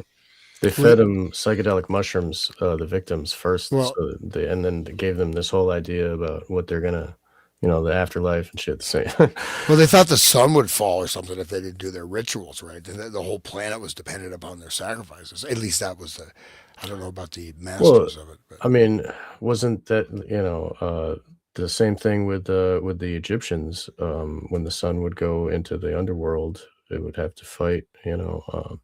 That's the. Anyway, I'm gonna stop. But this is an NBA blogger named Henry Abbott. He draws tons of parallels between Epstein and Apollo Global. We'll get to that too, hopefully. We only have about an hour and a half left. I don't know if Tom's getting trouble from his wife. Let's see. I'm asking, why hide all this stuff? Well, it's all secret society stuff. You'd probably take secret oaths just like the Masons. It's also horrible. So they have all these inside jokes that they told each other and communications they never thought was going to be publicly on Black. Yeah, he shows up. I mean, whether you believe it or not. So all these things I mentioned, like astrology, evoking different, dates and times, ritual symbolism, human sacrifice, etc., and revelation of the method. This is a huge way to maintain your power flow, right? So by showing everybody to what extent that's there, and I think there's also counter forces that are moving too. But I mean, I don't want to be that like you can't get that far out like why they release this stuff. But potentially too, it's again like the Abramovich stuff. I mean, here you have with that everybody watched in detail that whole ritual, and she's drawing all that stuff in blood. I mean, it's straight, it's straight hardcore occult black magic stuff. No question. no question. And now we have, that's the artistic, the virtual symbolic rendition. Here's the actual evidence of the enactments. So, and I think some of this information comes out. I think also you could say there's a choice point for every person to make when they encounter information. I think you just keep going along, business as usual, turn it out, tune it out, or recognize and start to whatever level you can enact to turn this back. You know what I mean? Because I think that's also part of the flow. But it is. I mean, it's William. I mean, you've been doing this. I don't know how long, but I mean. Well, somebody mentioned Stanley Monteith. That was one of my first shows 15 years ago. Oh, Stan, yeah. Here. But the great Dr. Stan. Somebody says it's Milton Malone. Today, see you miss him. Hope you are well. Yeah, I'm doing all right. He was so much fixated on Illuminati, wasn't he? But Illuminati's there. He was doing what he could from the lonely studio overlooking the Monterey Bay. If you remember his intro. Oh yeah, I used to listen to him all the time. But no, I'm saying like this stuff. It's almost like sort of like a payback, just meaning that this here it is, right? I mean, anyways, within that, yeah. So. But I think it's an interesting thing to look at. You look at mimetic warfare, right? So this document is a form of complex mimetic warfare. Who's behind it? What are the actual objectives? I don't know. Sort of, oh, it's just revelation. It's very easy. One of the things, we don't want to end up like Omega Man, right? No. But even normies are starting to believe, yeah, they are. People are starting to come around. Man, I've had people in the last couple of weeks say, "Man, you don't sound so like out there anymore." We've made it. We finally made it. Go see what Mark Passio says about criticizing without putting in the worth yourself. Sasbro, I don't know what that means. I don't know, but I've been doing the work, and he gave me a place on his network, so I don't know what y'all are talking about. I don't know if I can even catch up. There's so much talk in the chat. Watching from Maine. Hey, Squiffy Bear. Thanks for covering this, guys. Much appreciated. Thanks for listening, Squiffy. Appreciate it. All of them witches. That's right, Crack. Yeah. Really are. It's Sean and I have done 2 shows on Rosemary's Baby, so check that out. It's got the Tesseract. Sean's the one who taught me about the Tesseract. I didn't know about that. Mark is Tesseract and Rosemary's Baby. There's 2. There's a lot of them. Yeah, and then there's like literally lies down on the couch on a Tesseract pillow, like, oh, I'm tired. Yeah. I mean, the inside joke on that by the Satanist must just be delicious for them. Like, also they mentioned year 0, right? At the very end. And you have the room where she goes in with the paintings, right? With those weird, oil paintings. Yeah. But I said, so year 0, this is what the year 0, it's the circle, right? It's a satanic circle. It's the Ouroboros. It's a permanent lock. Right, the egg. This is, so it's Ouroboros, right? It's, or whatever. It's the circle without beginning, without end, without past or future. Right. And this is. And the snake is speaking itself into existence. Abracadabra, like it's creating reality with its words, right? So. I've had Frank Gianelli of Psychic TV on twice to talk about Genesis, so I was familiar with his work. Unfortunately, him and Peter Christopherson, God, that's a tough show. What was that? What was that like? Interesting. I don't think he divulged a lot, but he just didn't like Genesis, so he talked smack about him, but he didn't get into kind of maybe some of the darker aspects of him, in my opinion. But it was nice to just touch base. He goes by the Nutty Professor. There's a lot of great stuff. Let's see. Dust Guts. Eating Raoul. That's the movie. Yes. Eat the Rich. Wild Rex. That's right. And The Cook, the Thief, the Wife, the Lover. That's another there's cannibal. Yeah, I watched that when I was a kid. I think I watched it in class or something. That was a big scandal movie too, if you remember. Like, are they going to show it at the theater and stuff like that? I think it almost got an X rating, if I remember, which is nothing these days. Yeah, Marina wants us to tie Jesus, wants to feel sorry for her now. She said she can't walk the streets due to conspiracy theories. No, you are a spirit cooking witch. who likes Yao of God. She So that's deserves to why. hide in her hole. Yeah, who knows how many babies or whatever you've done? I don't even know. I'm Behind the just looking at how scenes, she dances with Jay-Z. You know, those two with their like fucking intense stare at each other as they're dancing and shit. Like, okay, Marina's, yeah, That's that's right. something else. Who's also in these files? Marina's in these files too. Marina said Trump is the chaos magician they've been waiting for. Yeah, that video makes a lot more Right. sense now, doesn't it? I know Yeah. that one. That's Brother BD. We imagine untouchable supervillains, then you read the files, see their power rests on secrecy, not mastery. Much agreed with that. Yeah, they're actually snakes that slither on the ground. They're not. The chat messages are not limited. I just haven't caught up to them, and Yeah. you guys are talking a lot. So Well, I'm so I'm glad censored. that I don't. they're I'm not. If they're being censored, I'm not censoring it, audience. yeah, I'm not Or censored. chat. I'm just using my psychic shield to censor people that have negative vibes for me. No, It's but- all the tantric like practices. yeah. If somebody finds the pic of Epstein and Maxwell at the crowd at Nirvana Unplugged, send it to Oh, me. I haven't wow. not seen that. Oh my god. no. Have you guys seen that? Have you two seen that? No, but I heard some new stuff about a book written by somebody who like Oh, this. You know what? Carlson was in there. So these things, like I mentioned, Rosemary's Baby, Year Zero. You have same time you have the thing happen in Cambodia.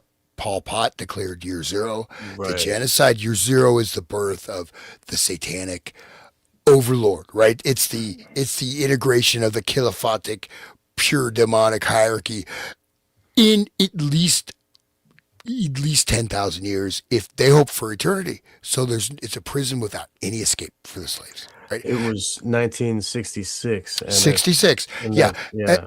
And this, then that relates to the Frank and the other guy Zevi. That was 1666. yep. So 1966, 300 years. Yep. Exactly. 300-year anniversary and the founding of the Church of Satan. Right. But like I mentioned, like that Tom Petty video. So this is where these things are being let into the public consciousness, right? These are also, and it was Alice in Wonderland. yep, Alice in The theme of Wonderland. that whole thing was Alice in Wonderland too, and he was the Mad Hatter, you know. Oh, And you watch some of his videos; they're really creepy, man. They're highly creepy. Who's he's great, videos? though. Tom Petty, Oh yeah.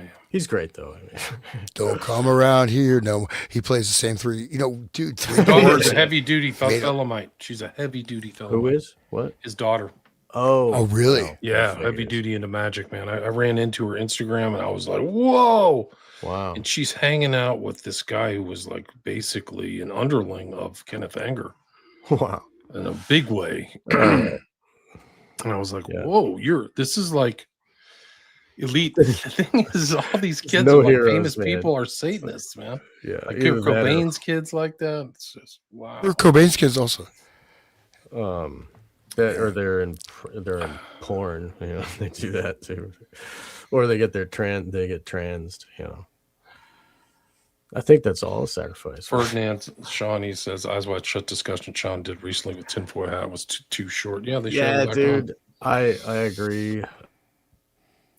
on. Let's see. I was in the middle of explaining something, and then there was like a tangent, and I didn't get to my points, and like I didn't even get to the big reveal at the end. Like, but hopefully it will. There will be a second one. Hopefully. Talmud says they can have sex with a female child before the age of 3 because their virginity will be restored. Yeah, it says really dark stuff. Right. Man. That Like is true. plucking an eye with a finger. Oh, no problem. There's a book, an 1881 book, and then there's Michael Hoffman II also did the book, and he goes through these quotes and also talks about all the different demonic entities and summoning of spirits, et cetera, that is actually rife through that. What about the Dubuque, Les Wexner's Dubuque? We'll talk Absolutely. about that. Yeah. That's right. William, good boy. Really, yeah. I'll pull up the file here in a second. We're almost done with these things. Almost done with Jay Parker's the It's man. silly, Masonic isn't it? Silly. Bible. Yeah, Jay is the man. Yeah.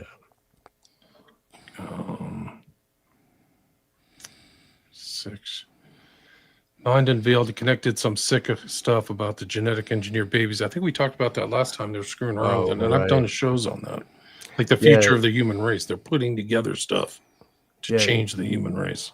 He was talking about the orphan trains too, where there are all these babies all of a sudden going all across the country, and like Cabbage Patch Kid stuff. Like anyway, yeah.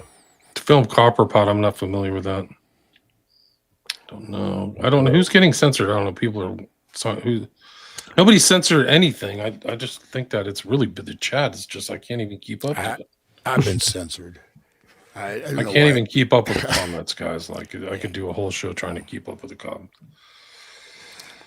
Stuff in the Epstein files that further implicates Courtney to direct involvement with Kurt's death. Really? Right. Wow. Yeah, D-Book. There's one where Epstein says about Robert Maxwell, he was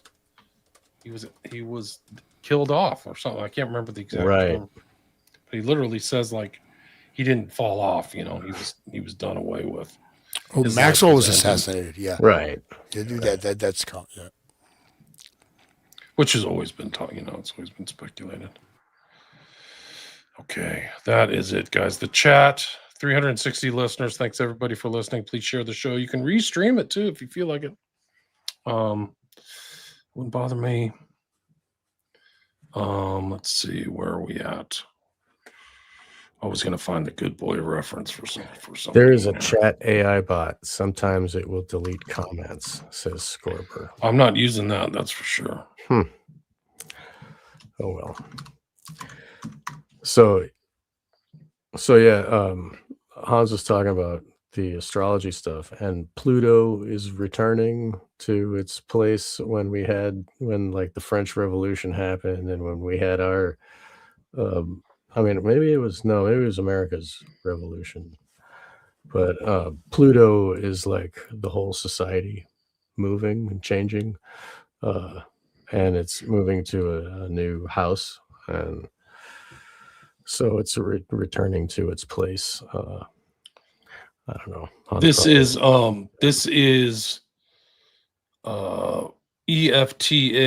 01615074. And Epstein says something to Bannon, ? And Bannon goes, in the middle of shit show with deeper implications. And Epstein says, good boy.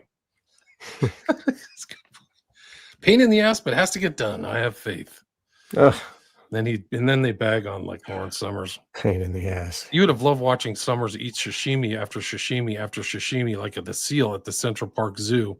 Then wash it down with a gallon of Diet Coke. I've never seen anything eat that much fish without flippers.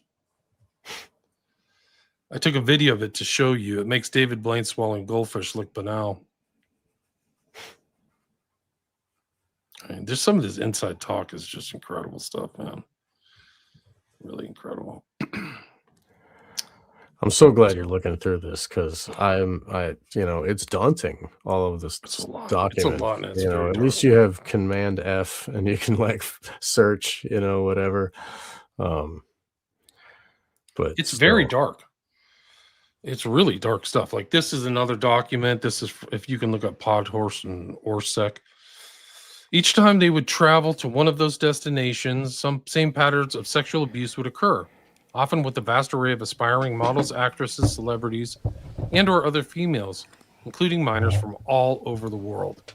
Upon information and belief, defendant transported minor girls from Turkey, the Czech Republic, Asia, and numerous other countries, many of whom spoke no English. To plaintiff's knowledge, the only females specifically excluded from defendants' sexual escapades were African Americans.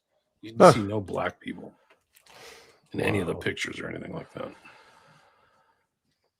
And they couldn't speak the language, so they couldn't cry for help. Right. There she is, Alice. Alice. Right. Eclipsing or occulting the star of Ishtar. But the good news, guys, You can go to Melania's website right now and buy a Star of Ishtar with the USA badge on it. Of course, she would associate herself with the Star of Ishtar. USA, it's so silly, right?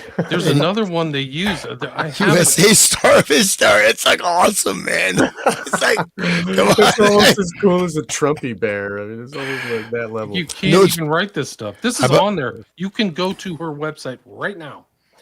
There's another one where she used the Star of Ishtar as like an invite for something.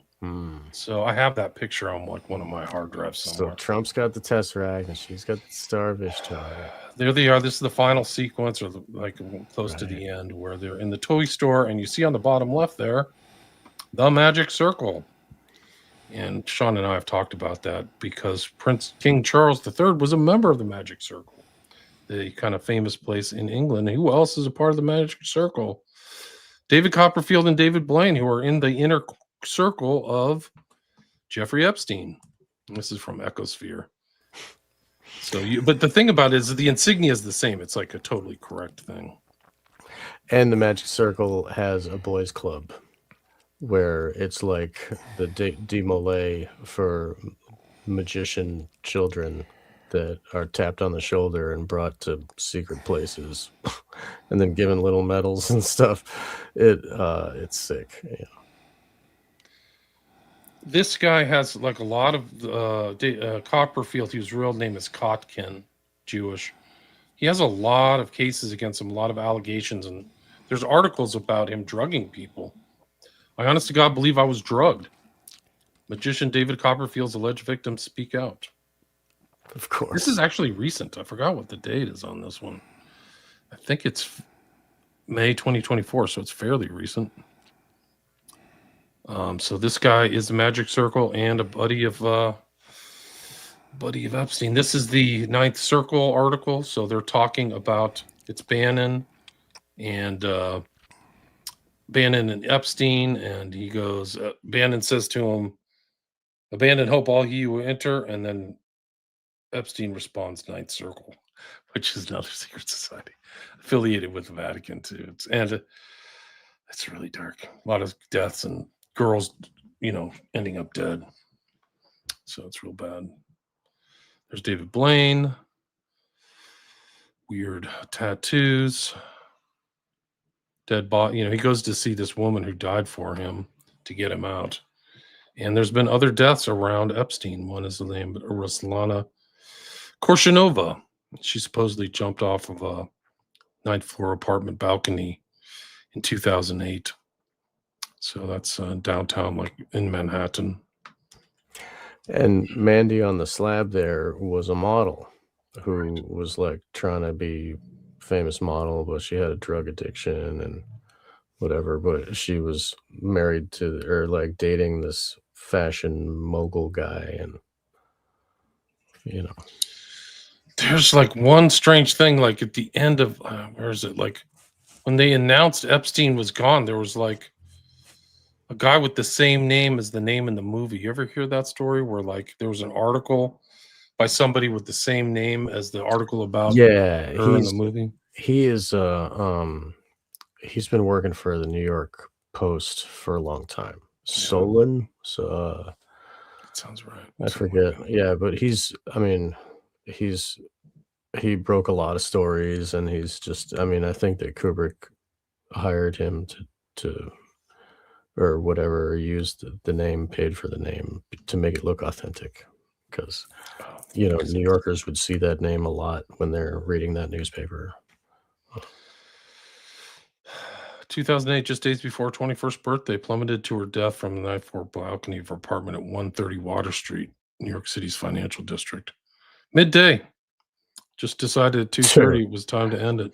2:30. Yeah. Well, in these times, but one thing to say is that, in terms of all the elites getting involved, there are lots of people getting involved. These are depending, right? Obviously, you have a lot of bloodline families that, and one thing to bear in mind too is that the level of intelligence is not the same as it was, 100 years ago, 200 years ago, right? So these are the pampered, whatever. They don't have the same. I don't think that same intellectual acumen. I think that's why some of these plot, I think we're behind schedule in terms of what was supposed to be unfolded. But the other thing is that it's very easy to get led into these things, and you have to cross certain thresholds. And that model is an example of someone who maybe she bridled at something she saw, boom, out the window.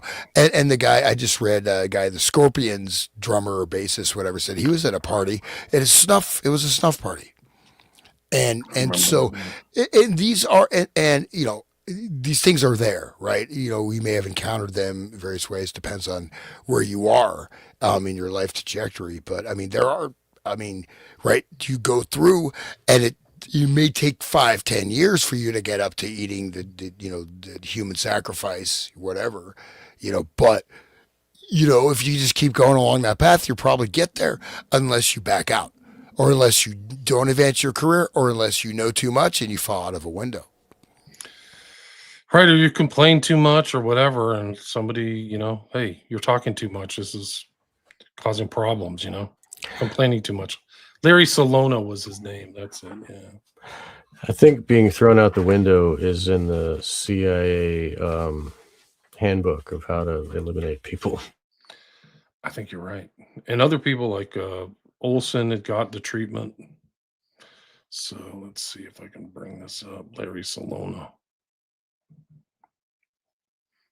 But one of these files was just mentioned, mentioned by Trump.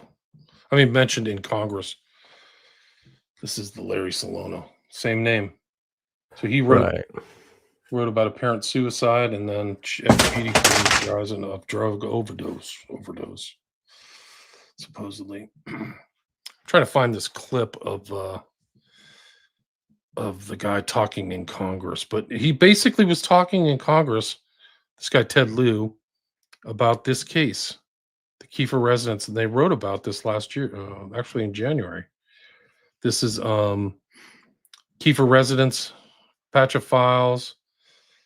3-page report describes a call from an identified man in 2020 about the NTOC. That's a whole nother show in itself, is the NTOC incoming stuff.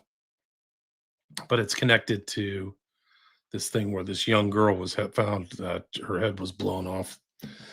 And she had been reporting to police she'd been raped by Epstein and Trump. And they mentioned it in Congress.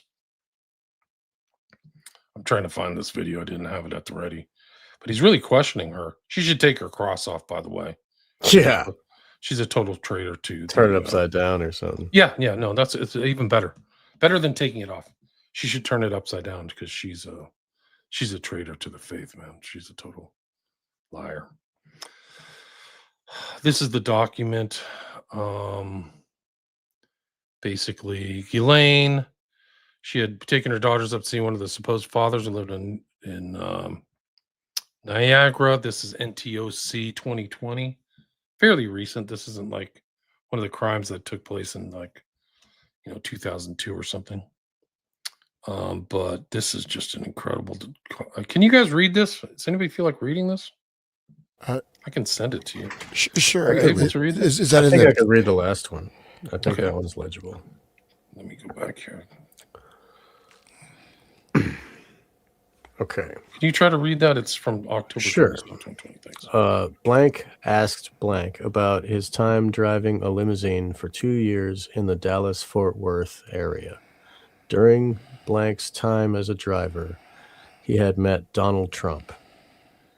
Blank noted he picked the president up in 1995 and took him to the DFW airport. Blank reported some of things President Trump had spoken about during the ride while on his cell phone were very concerning.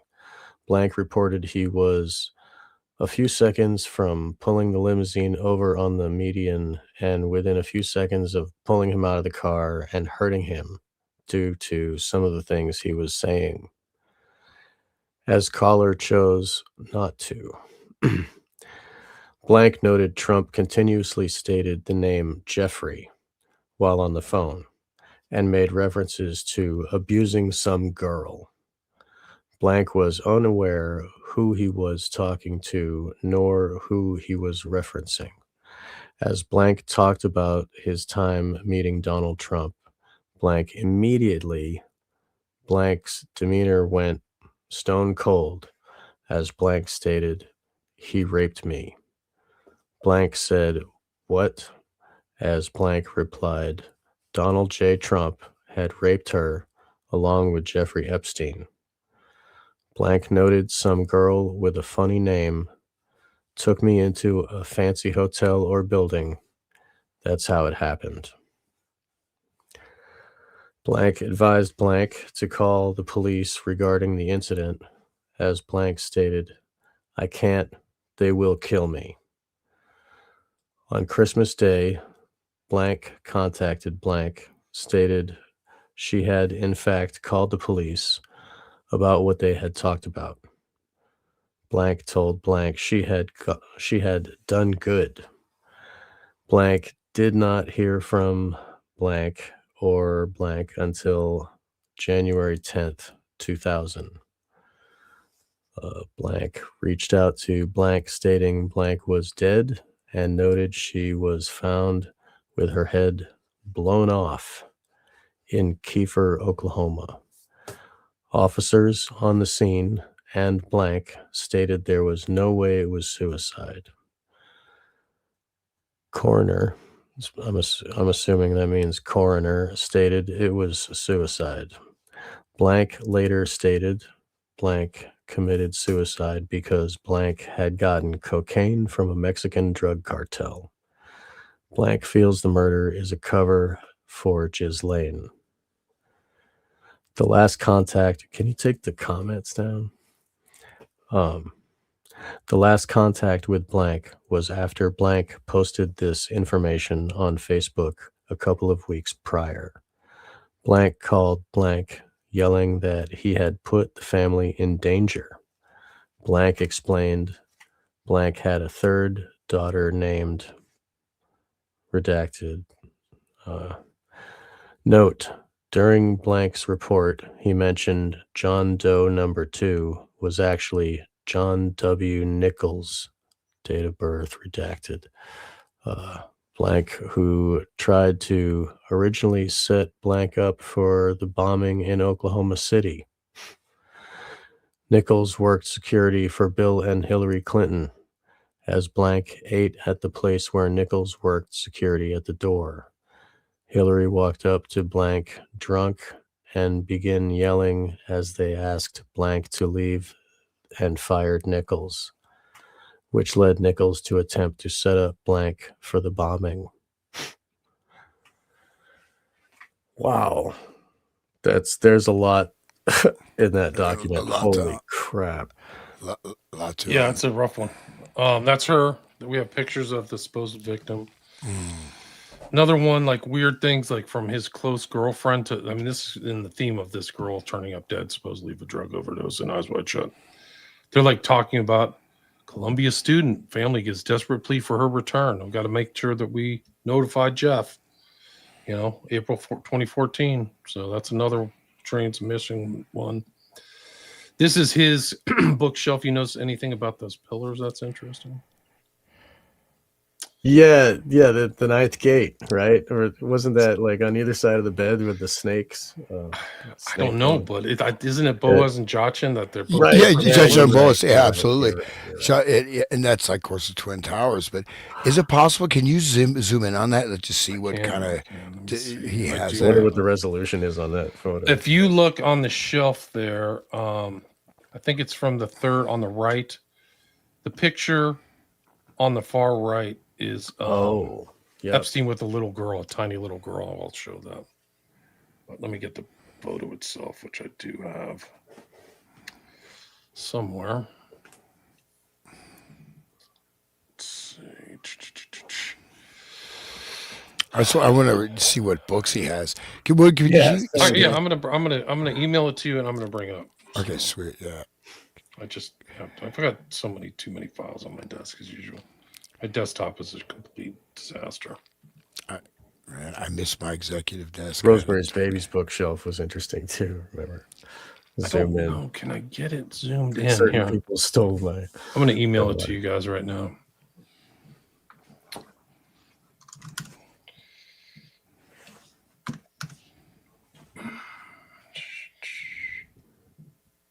Epstein pillars. Okay, it should be in your email. I was able to do it on my thing, in that there's one picture of this little kid who's on there. Let's see. Those paintings are weird. What's the left painting? What is that dude? Is he kissing something? A black thing? There's a lot of art fraud and like sketchy things these guys are involved in. Right. Yeah, just like Biden's son there. Isn't he a painter now? Just like George W. is a painter now. Sure. And the guy, the Boston Mafia guy there, he was a painter for a while. I'm a painter too, man. I am. I used to love it.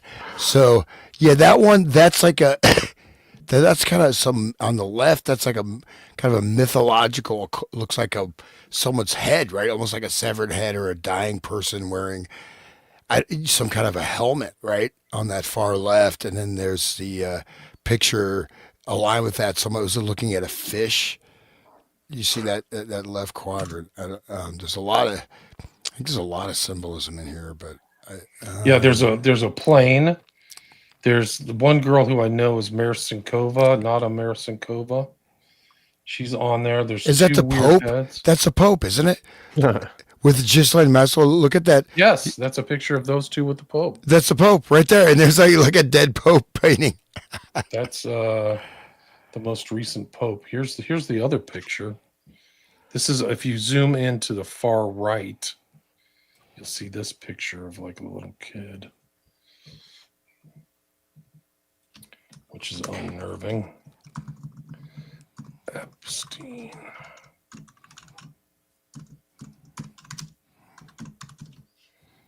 This is it. Palaces of Naples. Ties into Salo, right? Maybe. Ugh, gross. Yeah, that's a whole other show. Let's not do that show. Yeah, that's Epstein with some little girl. Like, somebody explain that.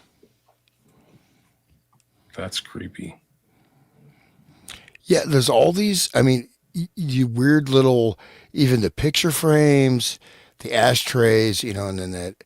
Who's that blonde right there? The one underneath him is a girl by the name of Nada Marcinkova. She was one of his early pilots, and she's all over the files. I don't know when this picture was taken. So, but imagine sitting at that desk and having a meeting with somebody, and it's like referencing the freaking temple in Jerusalem, right? Yeah. Well, that the painting on the that would be on the left side, right? But on our right side, head? Yeah, it looks like almost like the Saturn eats his young kind of head, but it looks like almost like a Pope head. To me, yeah, he's wearing a Pope. It looks like maybe a Pope that like he has like Saturn Pope beheaded, like a papal head. But he looks like he's got like a rotten lips, and it looks like he's kissing something or like tilting his head, kind of looking up. Looks really rotten. I don't know. Well, let's ask AI what paintings they are. Yeah, great. Oh man, somebody's been like. Can they do that now? Yes, they can spot paintings. It's wow, dude. I need to look into some paintings, dude. I mean, it's something you'd definitely be interested in. Yeah. So if you notice, there's 6 curves on that pillar on the left. It's a very weird, undulating, pillar. You know what I mean? With the crown. So it's like the crown Sephiroth, and it goes up there, with the empty. See that the pillar, the pillar on the right, and see that empty hollow point, right? You see the right. If you go up from the pillar, the curvy pillar on top of that, there's like an empty there's box. Black square. Yeah, there's 2 black cubes on the left and right side. The double cube. Yep, the double square, right? Like fucking even Epstein, or not Epstein. Even friggin' David Icke was talking about double square, and that's the Tesseract stuff. Like it's a black cube that's like a hollow emptiness, just like where the Twin Towers were taken down. They got hollow holes in the ground, or they're black cubes. Same thing. That's Tesseract shit. It's the Ein Sof, right? It's it goes right on, like on the head, like the thing for Woody. what we were just talking about, the thing that the black cube they wear on their crown chakra or on their third eye or whatever. So you were talking about going up the spine, and then there's that thing right there, the black hole of a fucking cube. Excuse Yeah. my language, sorry. Yeah. Master writes in this one, Massey claims to have seen unredacted prototypes of a mass extinction level weapon belonging to the state of Israel in the Epstein files. The House Rep says he wouldn't go into any more details, but saw it named as the Global Obliteration Yield Beam. No way. They would never do that. No way. These are good people, man. Israel is good. Stop it. Doomsday device. Stop it. No way. There's no such. Samson option is a conspiracy 93 million years. You know, in just case people don't know the Samson option, right? There's a Seymour Hersh book. Yeah. Samson option is basically if the state will go down, they have nuclear weapons pointing to all of, their enemies, but also New York City, Washington, D.C., Paris, London, Brussels, whatever, Rome. They just take down the whole planet. And this is actual doctrine. It's not speculative doctrine.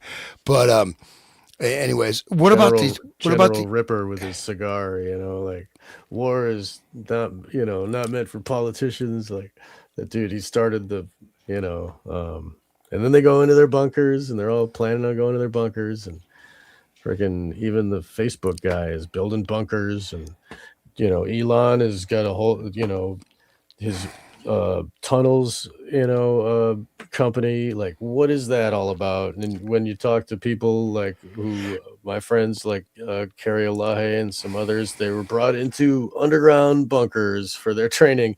I mean, Carrie was in a place that had sun. It was like sunshine, and it was all artificial outside in underground. They got weird shit going. Pictures of babies. That's weird. Yeah, that was blood gross. Transfusions. Barry Josephson. All you need is a blood transfusion from the pack, and you reverse aging.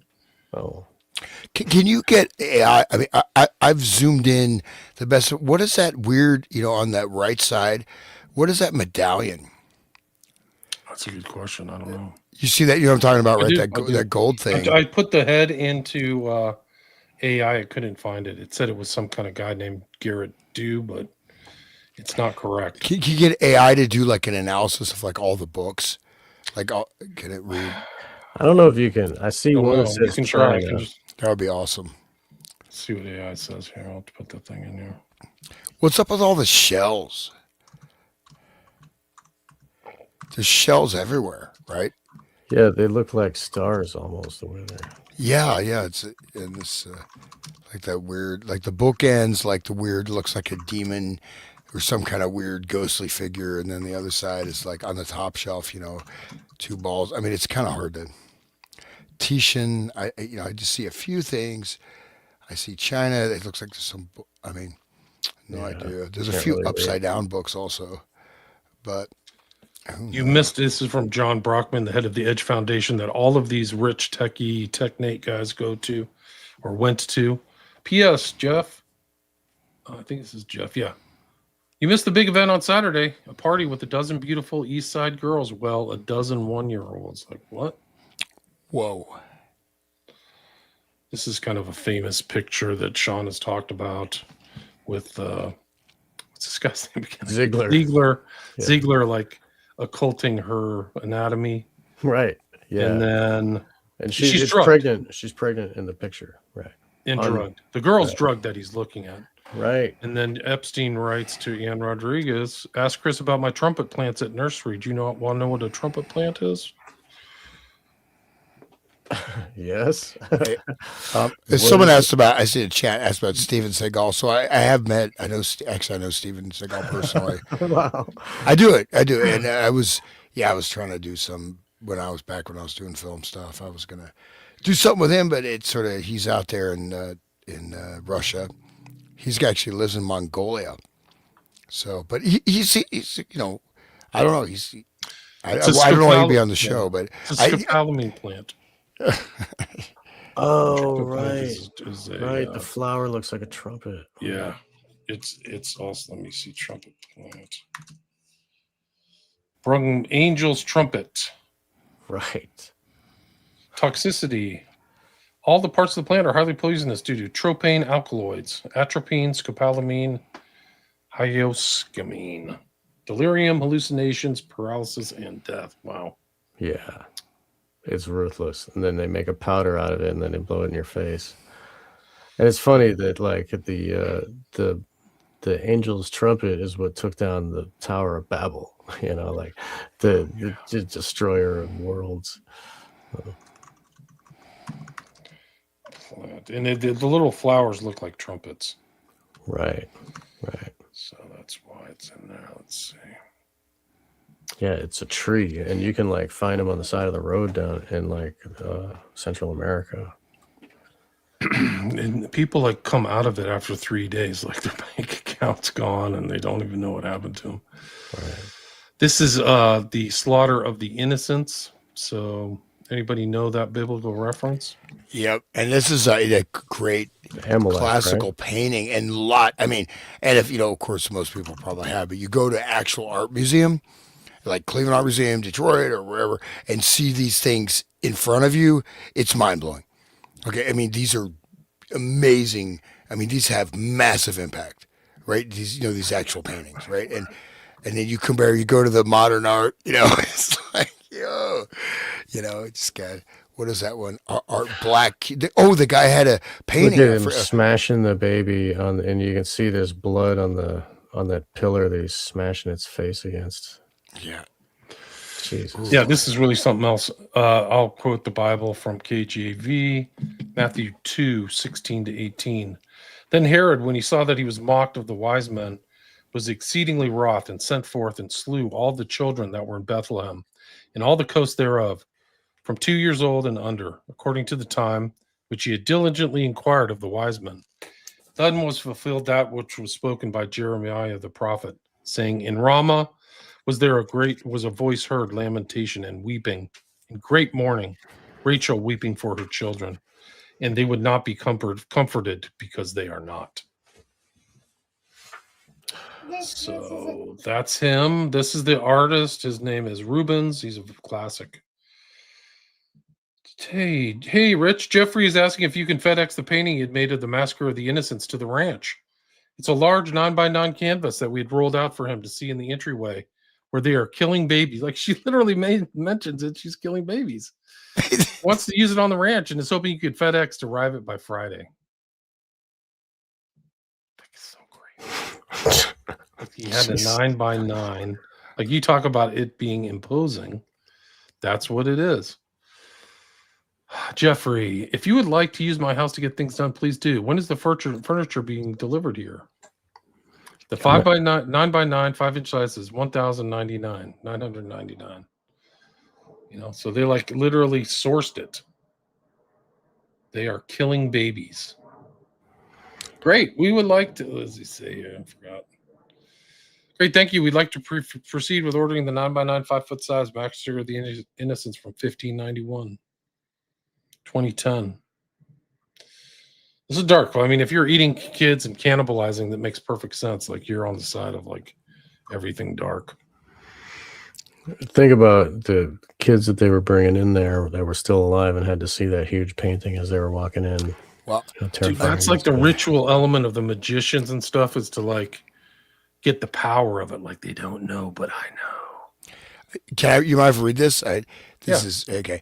My stolen art, I guess, on the island, with a frowny face emoji, or maybe 66th Street apartment owned by Wexner. It never ends. The greatest, is it gift or grift? The greatest grift of my life.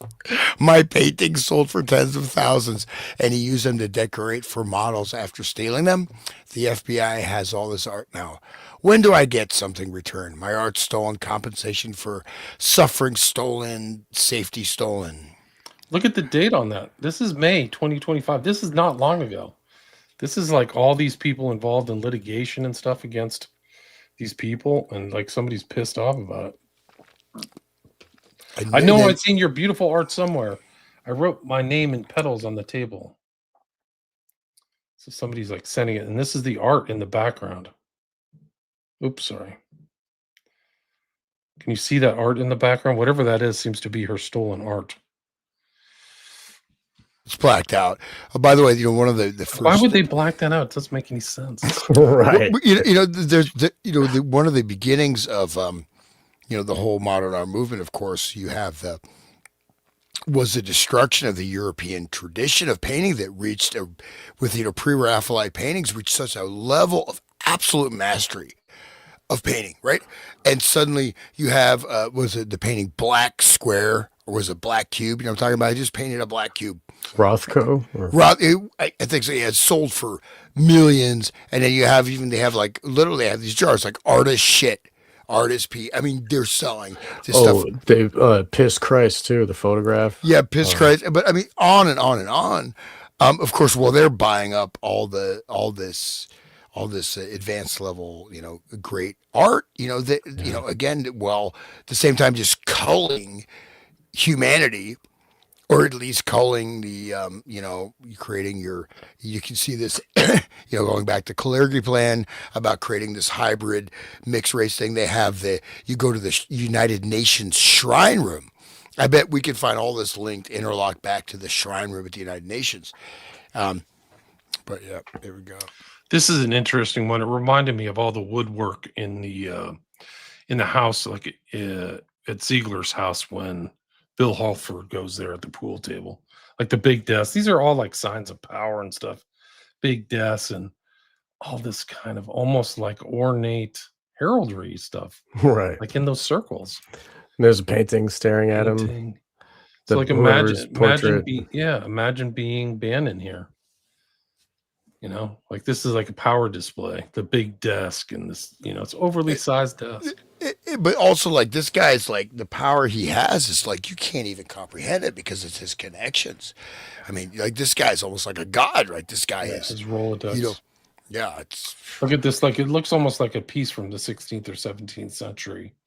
That's right there, kind of in the middle back. Yeah, the black background, the portrait with the white ruffles around their neck. I don't know who that is. The one behind, even on the left, that looks like that's an original, like looks like a Dutch master type of painting there on the left. That one smaller portrait. So I'm sure, and all the stuff there, I'm sure 100% is real, like these ancient volumes and this and that. I mean, this is, probably a couple $50 million office, really. Notice the octagons. There's like a series of 3 octangular frames or whatever with something in the middle, but the frames are double octagons, which is like another more Tesseract stuff. Octagon is a 2-dimensional representation of the 4-dimensional. Dr. Octagon. Yeah, Daka. Yeah. He's pointing at him and he's pointing at him too. It's weird. Right. Well, look at it's almost the same office. Yeah. It's like or same space. That's the Talmud right there. Yeah. Where's right? I'm just saying that the series of red ones, it looks like it. It's almost like the set designer like ripped stuff off for Epstein's mansion or something. Isn't it weird? Like you have circular woodworking. I got 2 IKEA bookshelves. Yeah, I don't have stuff like this. I've got Chinese balls. I have 2 Chinese. Look, I'll show you. Somebody wrote this article. I have these 2 Chinese exercise balls. Oh, that's yeah. Jeffrey Epstein's occult bookshelf. So he was definitely into the occult. This is from November 2025. Does it say the titles of his books? Sure does. This is one of those things mentioning Tantra. From Jeffrey, 1 Kundalini, 2 prostate massage, 3 Tantra, 4 multiple for men, multiple for you. These are all on YouTube. So these tell him sex related stuff. Thank you very much. This woman is like, I want to be more productive. Work as a yoga teacher. And this is like how he's training her. I want to have the right impression of me. I mean, there's the Tantra. I mean, basically what you're trying to do is take the energy, right? The Shiva energy, which is the base of the spine, the Muladhara chakra, the earth element, and it's through the semen or also the sexual energy. You draw that all the way up to the crown chakra, right? To the Shakti, you have Shiv Shakti Union. But I'm wondering, like, what I see. I think whatever they're doing, because technically, actual tantric stuff, at least there's like something called the 5 Ks, right? So there's a tantric ritual. These are the 5 forbidden fruits, right? 5 forbidden things, right? So you have like fish, meat, wine, sex, whatever. So that's the five forbidden fruits of that. And so this Western Tantra, though, I think this is using some of the same tech apparatus, but I think it's got to be quite different. You know what I mean? I don't think Epstein's going to have discipline to do that shit. I'll bet you it, like, because Crowley was into the yoga and stuff, learning all of that, and then he discovered that sex magic was the reason, or was the mechanism of the Golden Dawn stuff, and they're like, oh no, that's our secret or whatever. The OTO, yeah. It was the OTO. Right. And so, like, maybe it came in Crowley's mind because he's crossing these two and he's understanding it's the same or whatever. I think if you reread this, actually, that will exactly reply to. I just looked at what you have up on. That actually explicates. So this is actually, it's using the term Tantra. It's Western Tantra, but it. Can I read it, or you want to read it? Yeah, go ahead. Okay. Yeah, I mean, this is a direct tie to Crowley. I'm glad you mentioned Crowley, Sean. Yeah, in 2007. So, anyways, just because that there's a very advanced philosophy of Tantra, which is based on it's called the Garland of Letters, which is the entire connection of words, sound, it's very esoteric and very intellectual, right? So I just want to state that this terminology not necessarily be directly. This is a amalgamation, right, using certain technologies. Anyways, in 2007, Jeffrey Epstein purchased Christopher S. Hyatt's Secrets of Western Tantra, The Sexuality of the Middle Path. The book was dedicated to his friend and teacher, Israel Regardie, a Kabbalist who was called Aleister Crowley's apprentice and worked as his secretary in Paris. Hyatt, born Alan Ronald Miller, himself was the co-founder of the Thelemic Order of the Golden Dawn. Huge bigwig in the OTO. And so this is OTO. Okay, so here we go. Secrets of Tantra. Friends with Robert Anton Wilson too, by the way. Yeah, and the same publishing house. I think it's Cosmic Trigger, and these are again like that. We all probably, or some of us, got into that stuff, but there you go. Here's your lightweight initiatory practices, right? Oh, Robert Anton Wilson, he's so cool. Oh, let me get into chaos magic. Oh, that's okay. Anyways, continuing.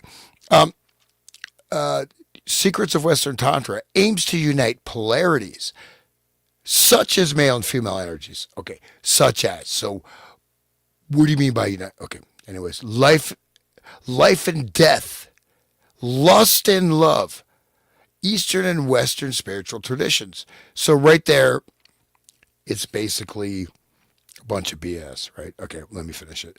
Hyatt claims to have learned Reichian therapy from Regardie, named after Dr. Wilhelm Reich, the man who coined the phrase the sexual revolution. Reichian therapy was designed to help the neurotic reach orgastic potency, an ecstatic state that was supposedly the norm in pre-civilizational societies and was then bred out by civilization. Reich actually had a great contempt for mysticism and religion and believed that they only existed because man could not reach full orgasm. Okay. Hyatt claimed to then work to create a new Tantra, a new goddess religion for the Western world, rather than Indian Tantra, which is tied up in discipline and taboos. As I stated, Hyatt's work seeks to merge Kundalini yoga with Thelemite ritual magic. Hyatt writes of a new aeon, which James Wasserman's preface refers explicitly to the aeon of the child. Okay? Jack Parsons. The child being the result of the unity of male and female. Okay. So this is not this just as a. I didn't say anything about Wilhelm Reich, but just this is not the child of a natural union of man and woman. This is the merging of this is like a nuclear technology, right? This is an atomic bomb. This is you know what I mean? You're trying to work with the codes, the energy of the universe. You're doing something that is fundamentally,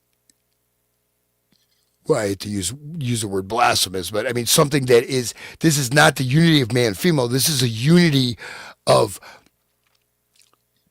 this is a destruction. This is an atomic, it's a unity of destruction, okay, that creates power for those who are taking the result of that. Anyways, this is an explicit nod to Aleister Crowley's Aeon of Horus. Okay, though I should have read further before I commented. The child God. So this is Aeon of Horus. This is Hyatt himself was a practitioner of Crowleyan magic. Hyatt also borrows from Kabbalah's Tree of Life. Let's say footnote, Kilafat. Writing that it was from my work with the Tree of Life and sexual magic that the system evolved. This is heavy, right? It's all there.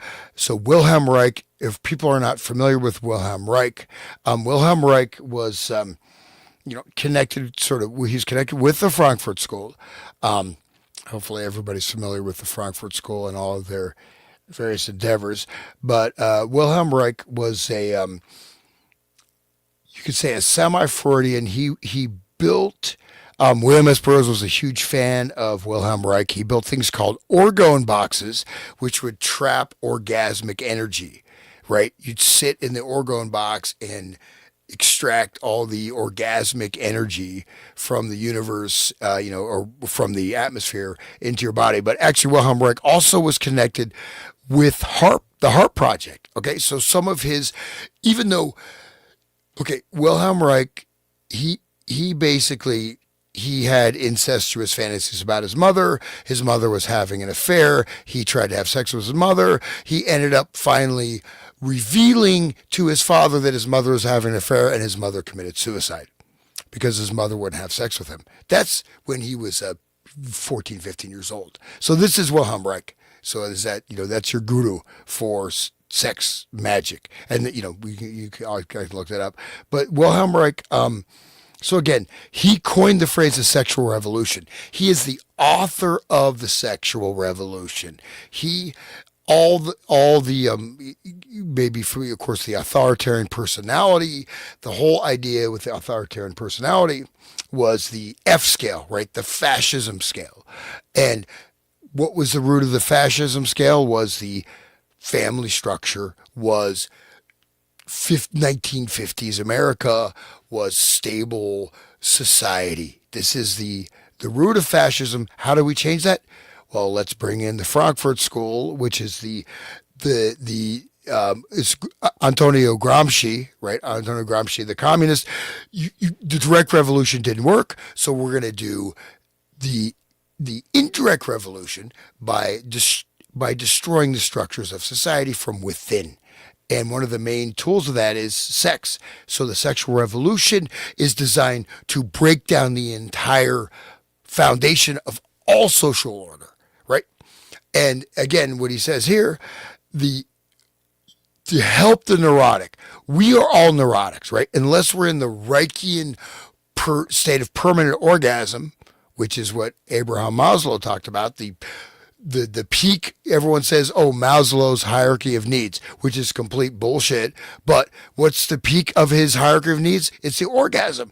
So we're supposed to be in a permanent orgasm. Oh, yeah. What is it, like a perpetual porn movie? It may get boring, right? Maybe not. Epstein's life, though, right? Yeah, but exactly. But this was the norm in pre-civilizational societies. This is going back. This is the Aquarian conspiracy.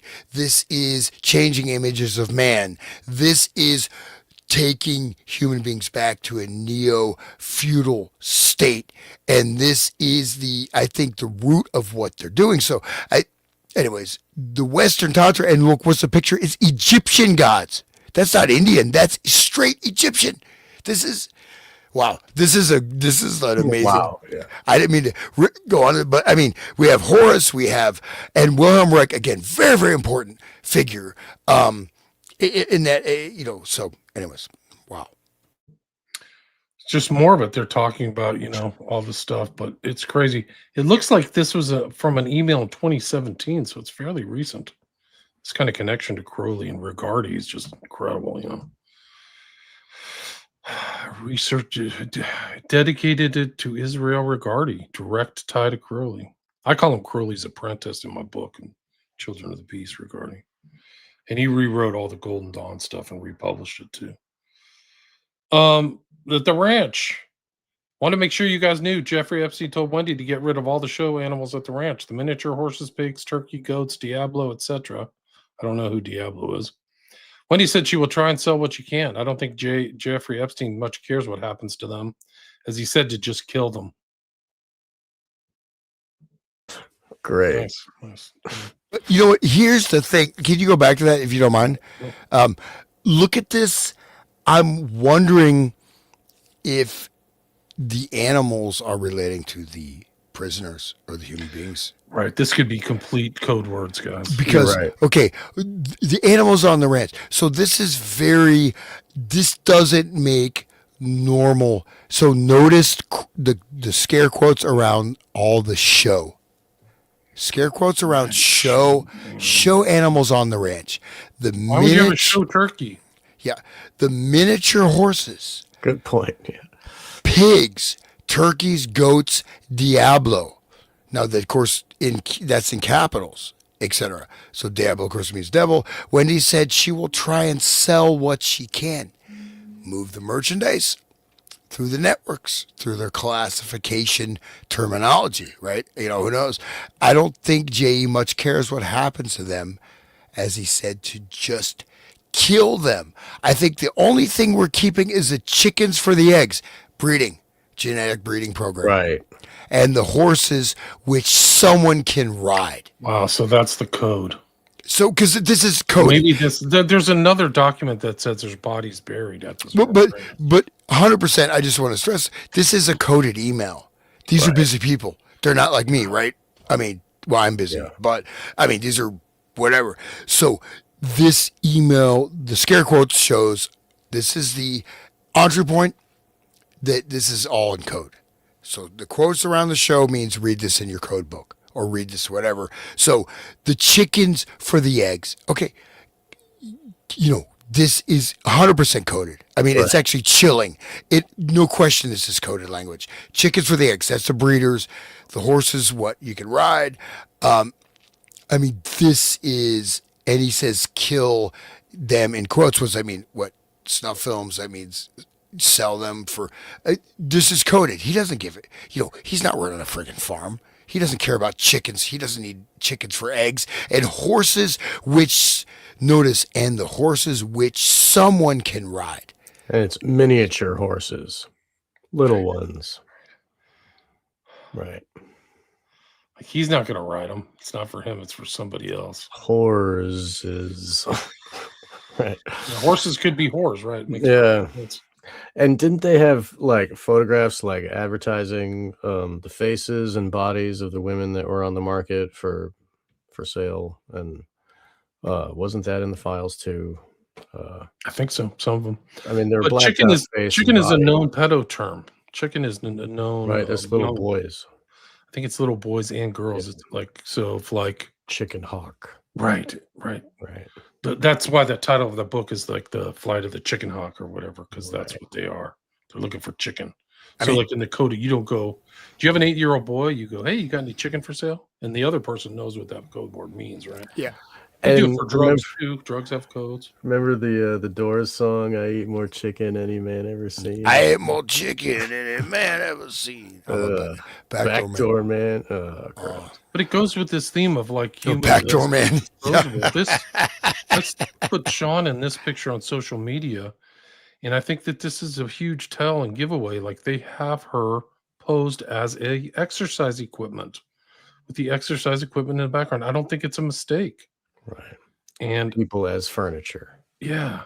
I think that this is deliberate. So it's really disturbing. And then Sean has done a lot of work on this too. Like it's in his work. Whoa, so what is this? Oh, it's Clockwork Orange. Clockwork Orange, yeah. Wow, And then interesting. in Lolita at the end, Quilty says, "I can fix it for you to watch executions. Would you like that? Would you like to watch? Just watch." And then I know some people, you could use them as pieces of furniture. I know this one guy, he's got a face that looks just like a bookcase.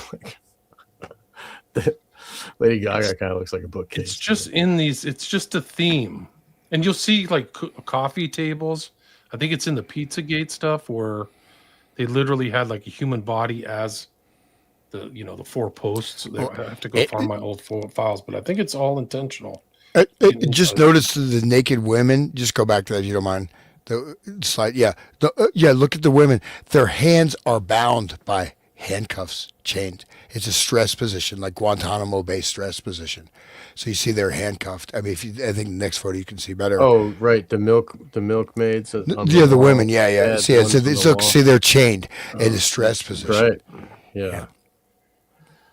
It just goes to show that they're slave women, and it's funny that he calls her Lucy as he's getting her milk, and he's getting adrenochrome milk infused, adrenochrome. Anyway, yeah. And the milk. One of you guys read this one. I think this is the FBI stuff. I'm pretty sure. Yeah, this is, guys. These are things in the files that aren't verified. Like they're not in criminal trials, but they're just part of the information that's coming in. So it has some of the NSOC stuff is like I've got information for the FBI to act on. This is something that somebody's talking about. This trafficking, so-called, in 2019, but there's some. It just sounds kind of legit. If somebody wants to read that, maybe you can give an impression of it. I'll go ahead. Okay. We've had another serious incident since an American shot the trial judge in our child sex trafficking case here. He and I both think this latest incident is tied to the fact we have reached out to your team. Who on your team knows we are talking to you? Anyone assigned from NSA, CIA, or U.S. State Department? Please understand people's lives here are in jeopardy. We have had 4 armed attacks against us. My partner has shot and killed 2 and wounded 5 American agents to date. Numerous white American agents following us in vans assigned to U.S. Embassy. Jorge was attacked and lost his arm. The President of Mexico is keenly aware of our case against blank and other U.S. officials. This case we have here is most certainly connected to yours. We have the proof. Our case will help bring a whole new dynamic to what you know and who is involved. Prince Philip is small fry compared to what we have uncovered. You may want to question the ex-U.S. ambassador to Mexico, Mr. Earl Anthony Wayne, about his involvement with an underage girl when he attended and was arrested by the federal police. We believe that Blank and Epstein were involved organizing this party, and it was held in Juarez, Mexico in 2014 at a U.S. consulate-controlled housing facility. Ask him how he knows Blank. He was sentenced in Mexico in 2017 to a life sentence for impregnating an 11-year-old Sean, girl. you don't have to read the rest of it. This guy's denied the claims in this file. I don't want to bring him up in this. The real point of what I'd like to impart is that there's a statement that Epstein went to Juarez in 2014. That's really it. So why would Epstein go to Juarez, right? If this is true, what's he doing in Juarez, New Mexico? It's a border town on the other side of El Paso. There's nothing there. It's just a total border town. So why would the cartels are there? I mean, yeah, the cartels there, and it's also notorious for femicides. You know the femicide story of Juarez? Well, you know, think just what just came to my mind is the movie Borderland. You familiar with that? Borderland. And so you have Alfredo de Jesus Contes, right? The drug dealer who was doing human sacrifice, narco Satanists. You know, they were. Yeah, that was Matamoros. This is Juarez. It's close. Matamoros is closer to like southern Texas. No, I'm just saying like that whole, to what extent is that not a limited, you know what I mean? It's Jesus Adolfo Constanzo. Yeah. Constanzo is his name. Yeah. Could that be connected or maybe Well, what I'm saying is that what Juarez is infamous for is these femicides. There's been like 2,000 young girls who have been taken away, like 15, 14-year-olds like Jeffrey's kind of like bullseye spot, taken away and murdered and found out in the desert. And all these crosses, these pink crosses, symbolize their abduction and death and their mothers. And I've done a couple shows on this. It's actually a really good book by Roberto Bolaño called 2666. But do you guys want to read this? Somebody want to read that?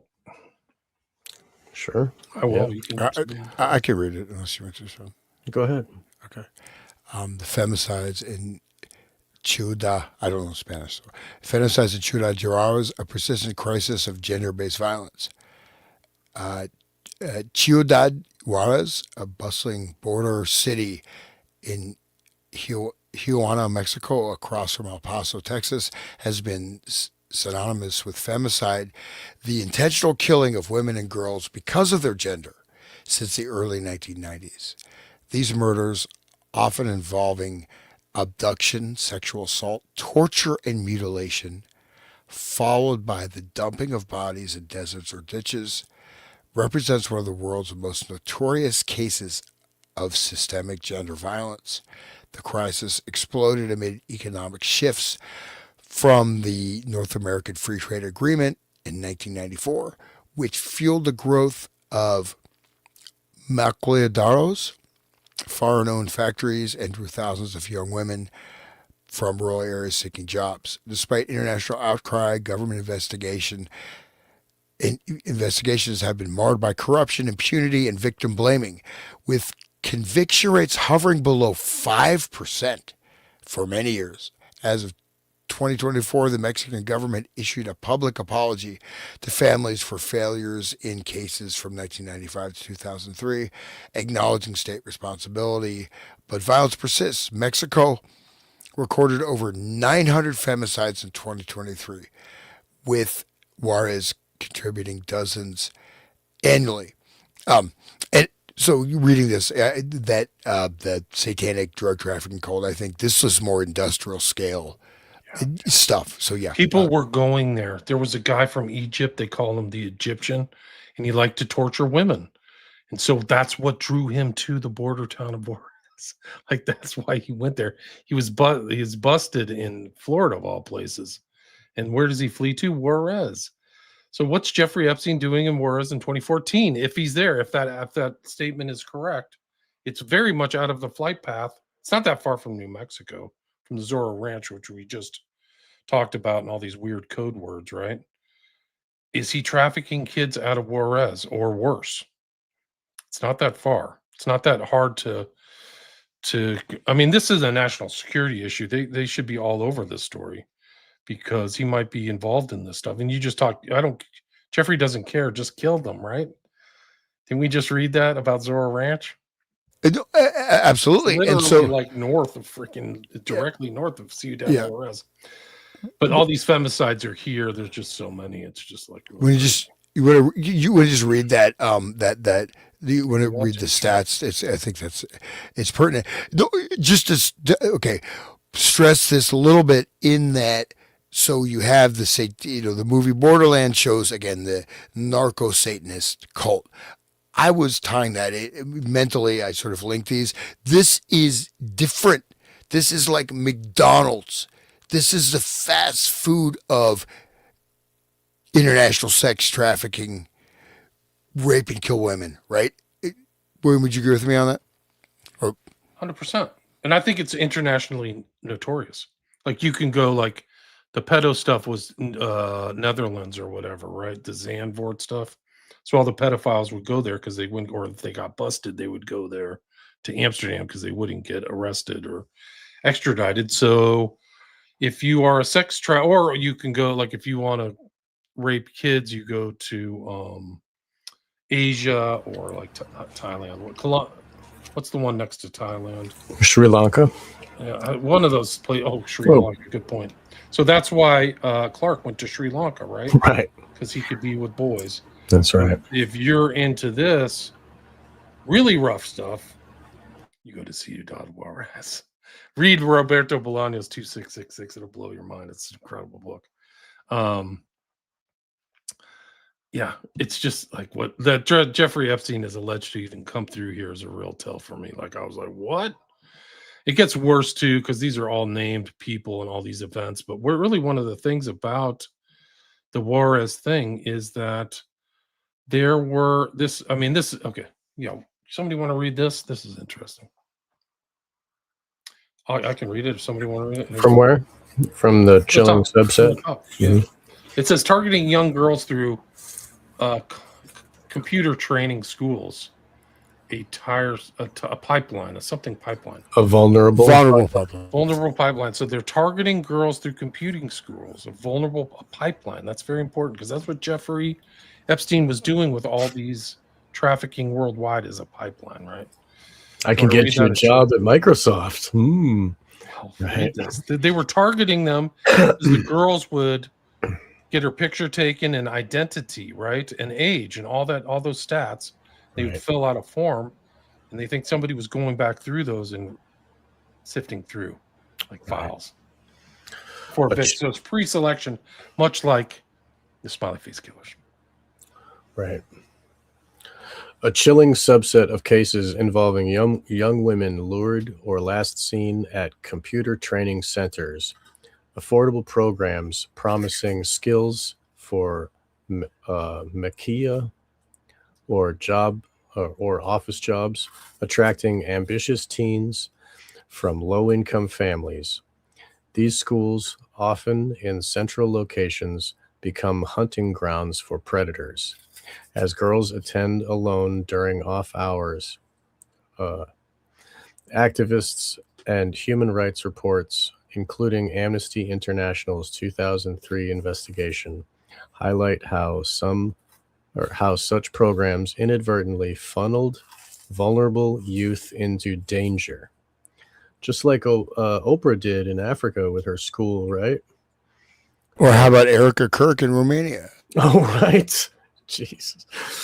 Recruiters or stalkers posed as mentors, offering opportunities that led to abductions. Can you repeat that sentence one more time, please?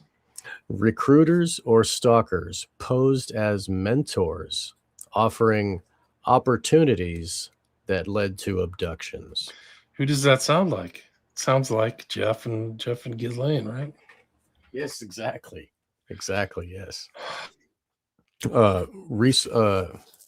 Researchers like those in gender studies, ergo via Inter-American Commission on Human Rights, theorize this as deliberate targeting. Schools concentrated desirable, young, educated, mobile victims, exploiting aspirations for upward mobility in a city where 40% of women faced poverty. No single serial recruiter was proven, but patterns suggest networks used these sites for scouting, blending with Makia hiring fairs. It's just incredible stuff. So you have people posing as mentors, offering opportunities. There's no single one person, so it's not obvious. It's a network using these sites for scouting. So they're scouting for victims, pre-victims. And if you read into, like I've done, I mean, it's just absolutely horrible stuff, but I've researched the femicide. I did a full episode on it on William Ramsey Investigates. And it's just like they were selected, and they're very just crushing, grinding poverty, shanty towns, just really horrible stuff. And they think that it's, well, nobody ever came forward to say they killed a couple prosecutors. They were literally hunted down in the streets of Juarez and shot by the cartel, like the cartel dominates. But they think that this is something of this secret society theme.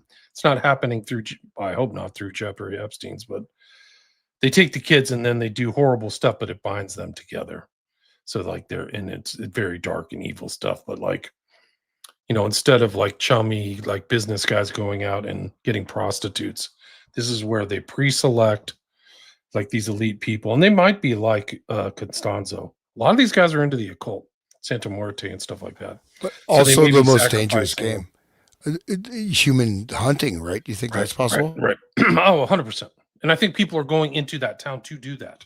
So I think that it's not just like, that's it. So this woman, this is a very telling thing, because this is the symbol that they use, is this black cross on pink. But this is literally what you drive through to go from Juarez to El Paso. So it's not it's not some memorial out on a hill somewhere. It's something about the trafficking. So like we're going to see this in this movement, you know, in this international movement and breakdown of borders and people moving to and from. Jeffrey constantly moving. But I think this is important. It gets worse. It was the IDF was letting foreigners come to Gaza to shoot children. That was proven. That was proven in Sarajevo too. They were like rich people wanted to just blow people away for money. Crazy. So they would just sit out and snipe people. That's a proven story too. So then we look through Jeffrey's financial interest. We're at about the 2-hour, 40-minute mark. But we go to him. He invests in LifeTouch. Pays for LifeTouch too. Do you know what LifeTouch is? No. LifeTouch is the company that takes pictures of every high school age person around the country. Wow. And who owns LifeTouch? Shutterfly. What's his investment thing? Do you see that little yellow part up there? Yeah. Jeffrey's a shareholder in Shutterfly. Isn't that weird? Not only is he a shareholder, he's got a huge stake in there. $2.5 million. Wow. He's bought 2.5 million shares of Shutterfly. Dude, look at this guy's balance sheet. He was worth hundreds of millions. Whoa, look at this balance sheet. Wow. But this stake is just really incredible. These are documents. That's a controlling stake. I mean, especially if it's a startup, you have that kind of state initially. Who is running Shutterfly? Apollo Global Management. His friends that he's talking to all the time. Leon Black, Josh Harris. They're in the files a lot. And what's they're building? It's a huge freaking monolith, guys. It's literally like Eyes Wide. It's literally Arthur C. Clarke monolith. Super occultic, man. And the X's are like, those are X's on Windows is like death. You know, it's in movies and old movies. They put X's on windows. And it's also the hourglass. And that's a big symbol for the programmed individuals. Oh, they are like, your time is running out. Like, you know, do what you can now or whatever. This is AI to AI. This is great. Robert Bolaños 266. You can do a whole show on 266. It's literally like War and Peace, but it's just such a major, I call it a major literary flex. The guy was just incredible. He was a genius. Like, there's no question. Like, he got it, man. And there's all kinds of fake names and people traveling around. It's just. I'm going to read that book. At first, I thought the picture's real, William. You got me there. Yeah. But then, like, watch this current stuff. I'm going to tell you stuff. I'll show you something. Schools dropping the use of LifeTouch all over the country. They're dropping this. I'm not writing this. I just put this into the search Why is engine. it LifeTouch? Why is it right? Why is it touch and kids? Like, what the hell? Some schools are cutting ties with LifeTouch amid Epstein claims.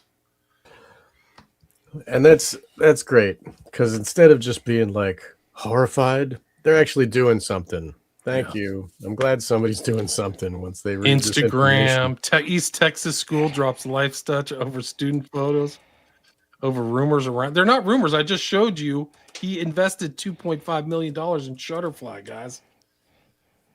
School cancels cast pictures after online claims. It's not a claim. I just proved it. They- That's how bad these journalists are. That's how they Like, do it. They Yeah. can find it on there. So they're just so, they don't even do like work. They don't get in the trenches. These guys are like, it's all over New York Post. This is today, guys. This is February 15th. Some U.S. schools cancel class pictures.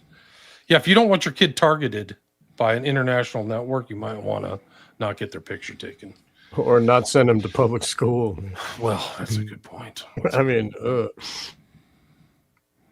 I'll have to do a show on my own on Bolaño. It's just extraordinary. So just for anyone who's interested, so life touch in Hebrew gematria is 401, English gematria 594, in simple gematria 99.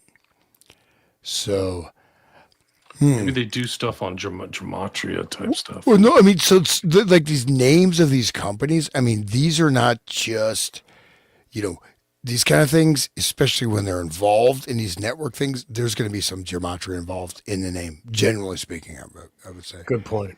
Yeah, like even the way that Crowley structured the words that he used, and he put a K on the magic to make so it fits with the gematria.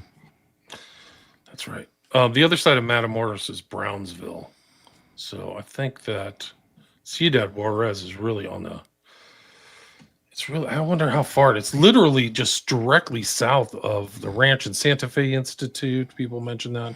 Santa Fe Institute also has a monolith, so keep an eye out for monoliths. They show up 9/11, 2001 Space Odyssey, Arthur Clarke, Total. Sean and I have done a show on Arthur C. Clarke, and I had forgotten I think it was The Guardian did a 3-part episode about Clarke. I'd forgotten how bad it was. And I read, I was like, oh man, he's a stone cold member of NAMBLA. Yeah, NAMBLA, right? Mm-hmm. Like, He's out there. He's out there in Sri Lanka, with all the ping boys. pong. Yeah, playing So ping it ties pong. back into Comet Pizza. These guys are all involved in that symbolism. And the kids whore themselves for money to bring it home to mom and dad. It's a whole system they got, and it's sick. And all the rich white people go there. Ha ha ha! Little kids love me because they want your money and you're a predator. Right. And there was like that one, like I think we literally found like the Quotes hotel was from still extant, right? Oh, right.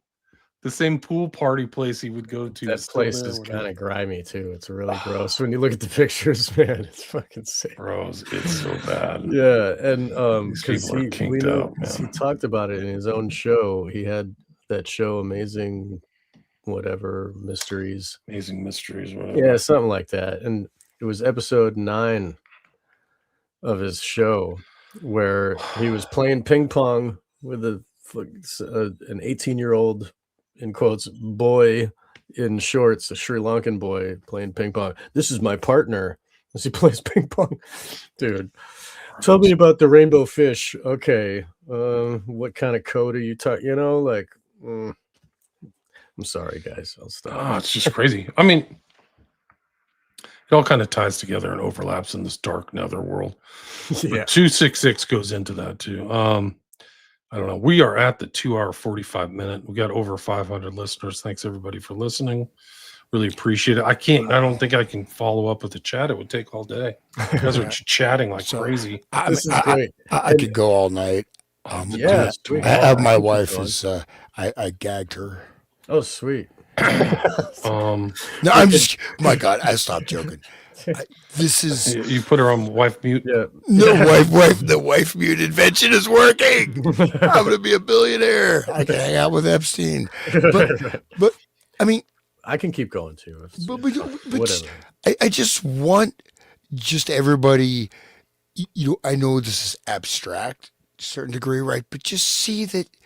Okay, the people that have everything, that have more than everything, but what is their pleasure in life? Just creating so much massive human pain. Suffering. Even if, maybe you enjoy doing something, right? Okay, but you enjoy something specifically because you're destroying people. forever. And even if they're not dead, their minds and souls and bodies are shattered. And this is, again, I just bring up that thing that, the narco-Satanism, there are these specific cultic practices. This thing in Juarez is, like I said, it's like Walmart of sex abuse. And these are all, it's a massive industry. So it is. It's a border town like TJ. So it's not just the girls are femicided. You can go and watch strippers and prostitutes, in my understanding. I almost crossed the border last year and went in, but I was too freaked out. I was there. I drove through there. It's really grim. El Paso is an interesting town, but it's a very desert border town feel. It's a cool place to drive through, but I mean, same with New Mexico. But yeah, it's like TJ, like white guy too, stands out like a sore thumb, I think. It's crazy the security on that road, Route 10 down, along those states on the edge. They got signs that's got a picture of a human and it's got a slash through it. I mean, that's don't pick people up. Well, yeah, right. But I mean, it's just like the eugenics is like, I mean, it's like their motto. It's like their Malthusian, like freaking, they should wear it on their shirt. It's really an insight into the elite mindset too.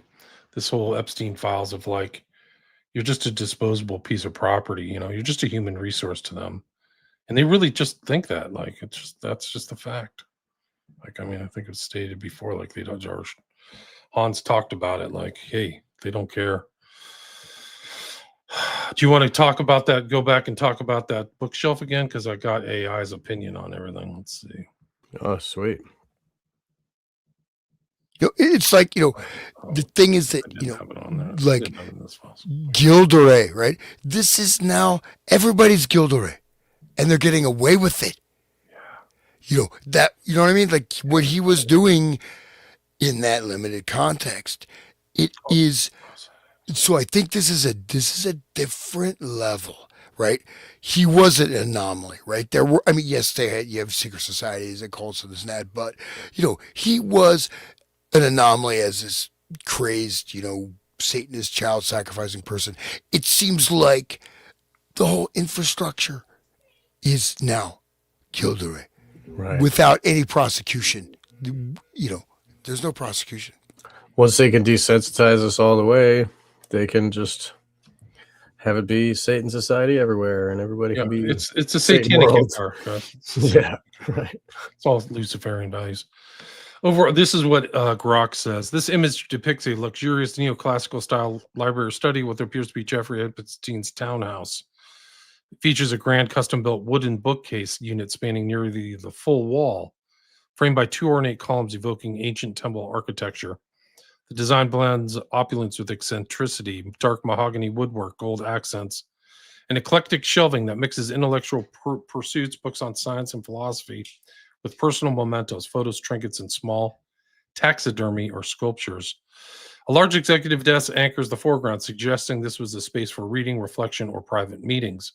The lighting is warm and intimate with modern floor lamp casting soft shadows. A blurred or censored figure stands to the left, dressed casually in a blue polo and white shorts, adding a lived-in feel. The overall aesthetic screams old money meets modern oddity with hints of Masonic symbolism in the pillars and a curated display of power and intellect. The room scale is imposing. The bookcase towers about 12 to 15 feet high with multiple tiers of shelves divided by the columns. It is likely on one of the upper floors of the 21,000 square foot 7-story townhouse, which was rated in 2019, later sold for $51 million in 2021. Reports from the time described this area as part of Epstein's piano room or private library, where he hosted elites like Bill Clinton and Woody Allen. The space evokes Solomon's Temple, tying into Epstein's rumored interest in Freemasonry and esotericism. Well, we've already shown that tonight. The standout architectural features are the two spiraling, barely twist or Solomonic columns flanking the bookcase, topped with elaborate gold Corinthian capitals, featuring acanthus leaves and volutes.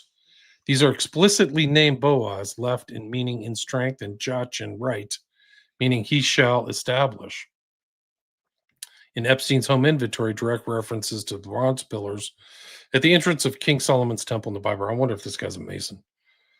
In Masonic lore, they represent duality, strength, and establishment, bows and Joshin as pillars of wisdom. Epstein, who collected Masonic artifacts and hosted secret society-inspired gatherings, yeah, he did, likely installed them as a nod to this. Similar columns appear in Renaissance art, Bernini's Baldacchino and St. Peter's Basilica. Yeah, that's right. And occult symbolism. They stand about 8 to 10 feet tall, carved from dark wood with reddish patina, and add a theatrical, almost ritualistic grandeur to the room. No photos or art directly interact with them, but they frame the shelves like temple gates, emphasizing the collection's sacred status. The shelves are densely packed with hundreds of volumes, mix of leather-bound classics, modern hardcovers, and paperbacks, curated to project Epstein's self-image as a polymath, interest in science, philosophy, eugenics, and power dynamics. Many appear genuine, but FBI raids revealed some were dummy books with no pages. Wow. I didn't know that. Used for concealment. Categories include physics, biology, economics, and controversial pseudoscience. No full inventory exists publicly, but from visible spines in the image cross-reference reports, here's a breakdown. Top shelves, leather-bound sets, encyclopedias or classic like Shakespeare folios, art books with colorful spines.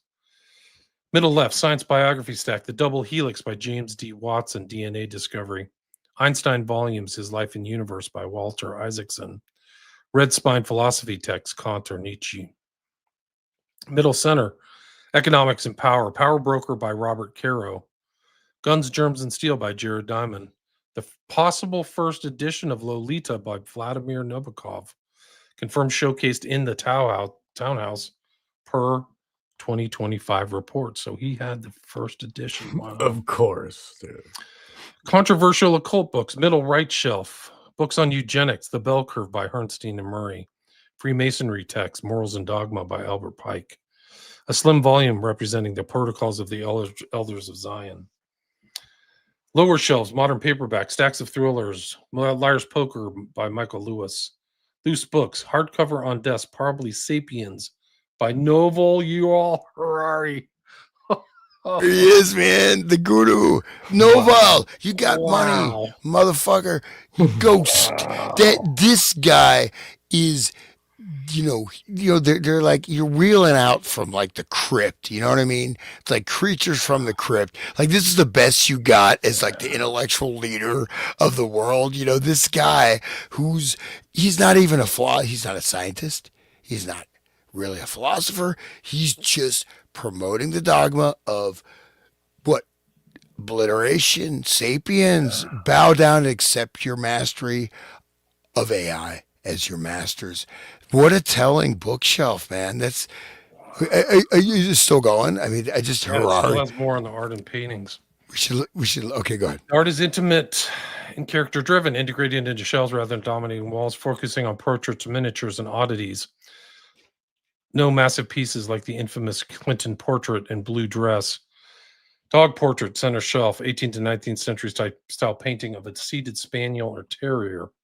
Male portrait, dark shadowy oil of a man in period attire, possibly 17th century Dutch. The frame is antique gold. It hangs at eye level, adding mystery. Could be an ancestor or symbolic figure. Fake sepia scene in a coasted or ruined temple, evoking romanticism. Small scale suggests it's a print or sketch displayed with shells for thematic cohesion. There's a small thing. Epstein's broader collection included twisted pieces like Kees van Dongen's Femme Fatale, nude woman exposing breast, and Damien Loeb's Little Miss Pink Tomato. Creepy child pageant painting. Oh no. We have to take a look at that. That's in his collection. Maybe I'll ask what else was in his collection. Photos. 20 to 30 frame photos. Who's who of his power that underscores his influence. Of small groups. One scene with a young woman, possibly Maxwell. Epstein with scientists at a TED-like event. Shot with a woman. Epstein with Bill Clinton. Woody Allen headshot. Saudi Crown Prince Mohammed bin Salman, formal portrait. Framed $1 bill signed by Bill Gates. These create an ego wall effect, blending intimacy with intimidation. Many seized in 2019 as evidence of his Lolita Express circle. And there is a picture of his Lolita Express plane there, if you see it right in the center. So maybe that's like another hint to everybody. But wow, that's about it. Now I want to look up and see what Little Miss Pink Tomato is. I'm probably gonna have a bad day. But so these are the Yaakov and Boaz pillars, right? So this is Temple of Oh Solomon. no. Oh no. This is it, Little Miss Pink Tomato. Oh. Let's see it. Yeah. Let's see it. I'm gonna. No. We're ruthless researchers. Okay, No, show come it to on. us. I need it. Give me the hit. My safety goggles. Right. Let's see if I can find a picture of it. Okay, here it is. Guys, the longer we've stayed here, more people are holding on. We're at 550 listeners. Can't believe you guys have held on for this long. my We're almost literally countdown to the 3 hour mark. Whoa. That's in his was in his collection. Gross. 1995. I don't even want to look at Damien Loeb's work anymore, but let's find Kees van Dodgen's Femme Fatale. That was one of this Little Miss Pink Tomato. This is referencing John Benet Ramsey type stuff. Seems like it. Okay. But notice how for the listeners that aren't watching, there's multiple prepubescent girls in bathing suits on stage in front of bright lights. That's the painting. That's what's on. And behind it looks like a tornado or something, like a storm. Yeah, good point. Yeah, it looks like a tornado. But important to note, their faces are like haggard, middle-aged women. You know what I mean? That would be, you know what I mean? They don't look like little girls. Oh my God, what is that? This is the other one. This is the other one they mentioned. This is Femme Fatale by Kees van Dongen, D-O-N-G-E-N. Is it a diptych or is it which one? The painting? I think it's the one on the right. Okay. I think this woman on the left is imitating she's just trying to be cool. The Scarlet Woman on the left, I should say. Red. More red themes. Guys, I think I'm at the 3 minute hour mark. I think I'm done. I think I'm done too. I think this is probably the best way out. You guys want to promote your work before we're done? Yeah, hey, watch Wake the Dead. Hans, go ahead. Okay, watch The Resonant State, the world's most popular podcast. YouTube, Spotify, BitChute, Rumble just did a big drop on Patreon of these basically classified recordings I have. Classified meaning they're not available, of the Grateful Dead. Please, get me motivated to continue this quixotic. You say quixotic? Quixotic fight against the system. No, we're gonna win. So please support the Resonant State, and thanks to these guys. I mean, we've been doing this now. You know what? Since summer. The great thing is that we started it before Charlie Kirk got shot in September. The thing is, it is always fresh though. It's like it's not like it's like it's like we just did it for the first time. The first Manchurian was in August. It was in August. Wow. We followed a lot of these trends, and now we're kind of riding the wave into this next dimension with the Epstein revelations, which is guys, we only scratched the surface, man. There's like so much more. That's great. I mean, it's just really crazy. It's not the way to put it. How crazy it was, like just like all the revelations and the Satanism and how much trafficking and how many people are involved. It's a network. It won't be called the Epstein files. It'll be the Epstein network. And all these other people are going to be exposed, and it's going to be really bad for them because we didn't even talk about the 5-year-old kid rape tonight, which is really dark. Like, it's so freaking dark. It was investigated privately by a big time law firm within the last 2 or 3 years, which is like really something else. Like this is new info. So to hear Kash Patel kind of get up there and say he didn't have any influence. This is a massive criminal event, guys. This isn't like one crime. This is like crime of trafficking over and over and over and over and over and over and over again. Like thousands, tens of thousands, hundreds of thousands of times. It's that bad. It's just like totally endemic. So to see them lie on there is just really bad. It's what you'd expect, though, after all this research we've been doing. You know, just watching Trump just lie and deflect so brazenly is just why like he's up there. grotesque. He's really good at that. Yeah, I'm not in him. It's like that reality shaping, like Abramovich or Roy Cohn. You know, just absorb, create a new reality for yourself that isn't based in facts. You know, right? Doing it. There was like, I don't know if you guys saw that, but there's this comedian on Saturday Night Live, and he did a skit about Trump. Did you ever see that one where he had like shoes and stuff? No. Yeah, it was pretty funny. But Trump gets the ball to play like basketball, and he takes a shot and airballs and goes 3-pointer. He just his own reality. Like Trump's walking around like literally shaping and abracadabra. Right. That is completely different than just like accepting reality. Right. It's just insane, man. It's so crazy. Well, that's the whole thing, is that we create the reality. We create the illusions, and we, you're just animal. We'll designate you by animal names, and we'll do our personality profiling. Like I mentioned, the authoritarian personality. Like most of us, at least if you're a white male, the master race, the Aryan race, I am a master race. No, just kidding. But at least come on, man. I have a right to live, just as my blade of grass has a right to live. Anyways, all this stuff has been so imprinted and programmed.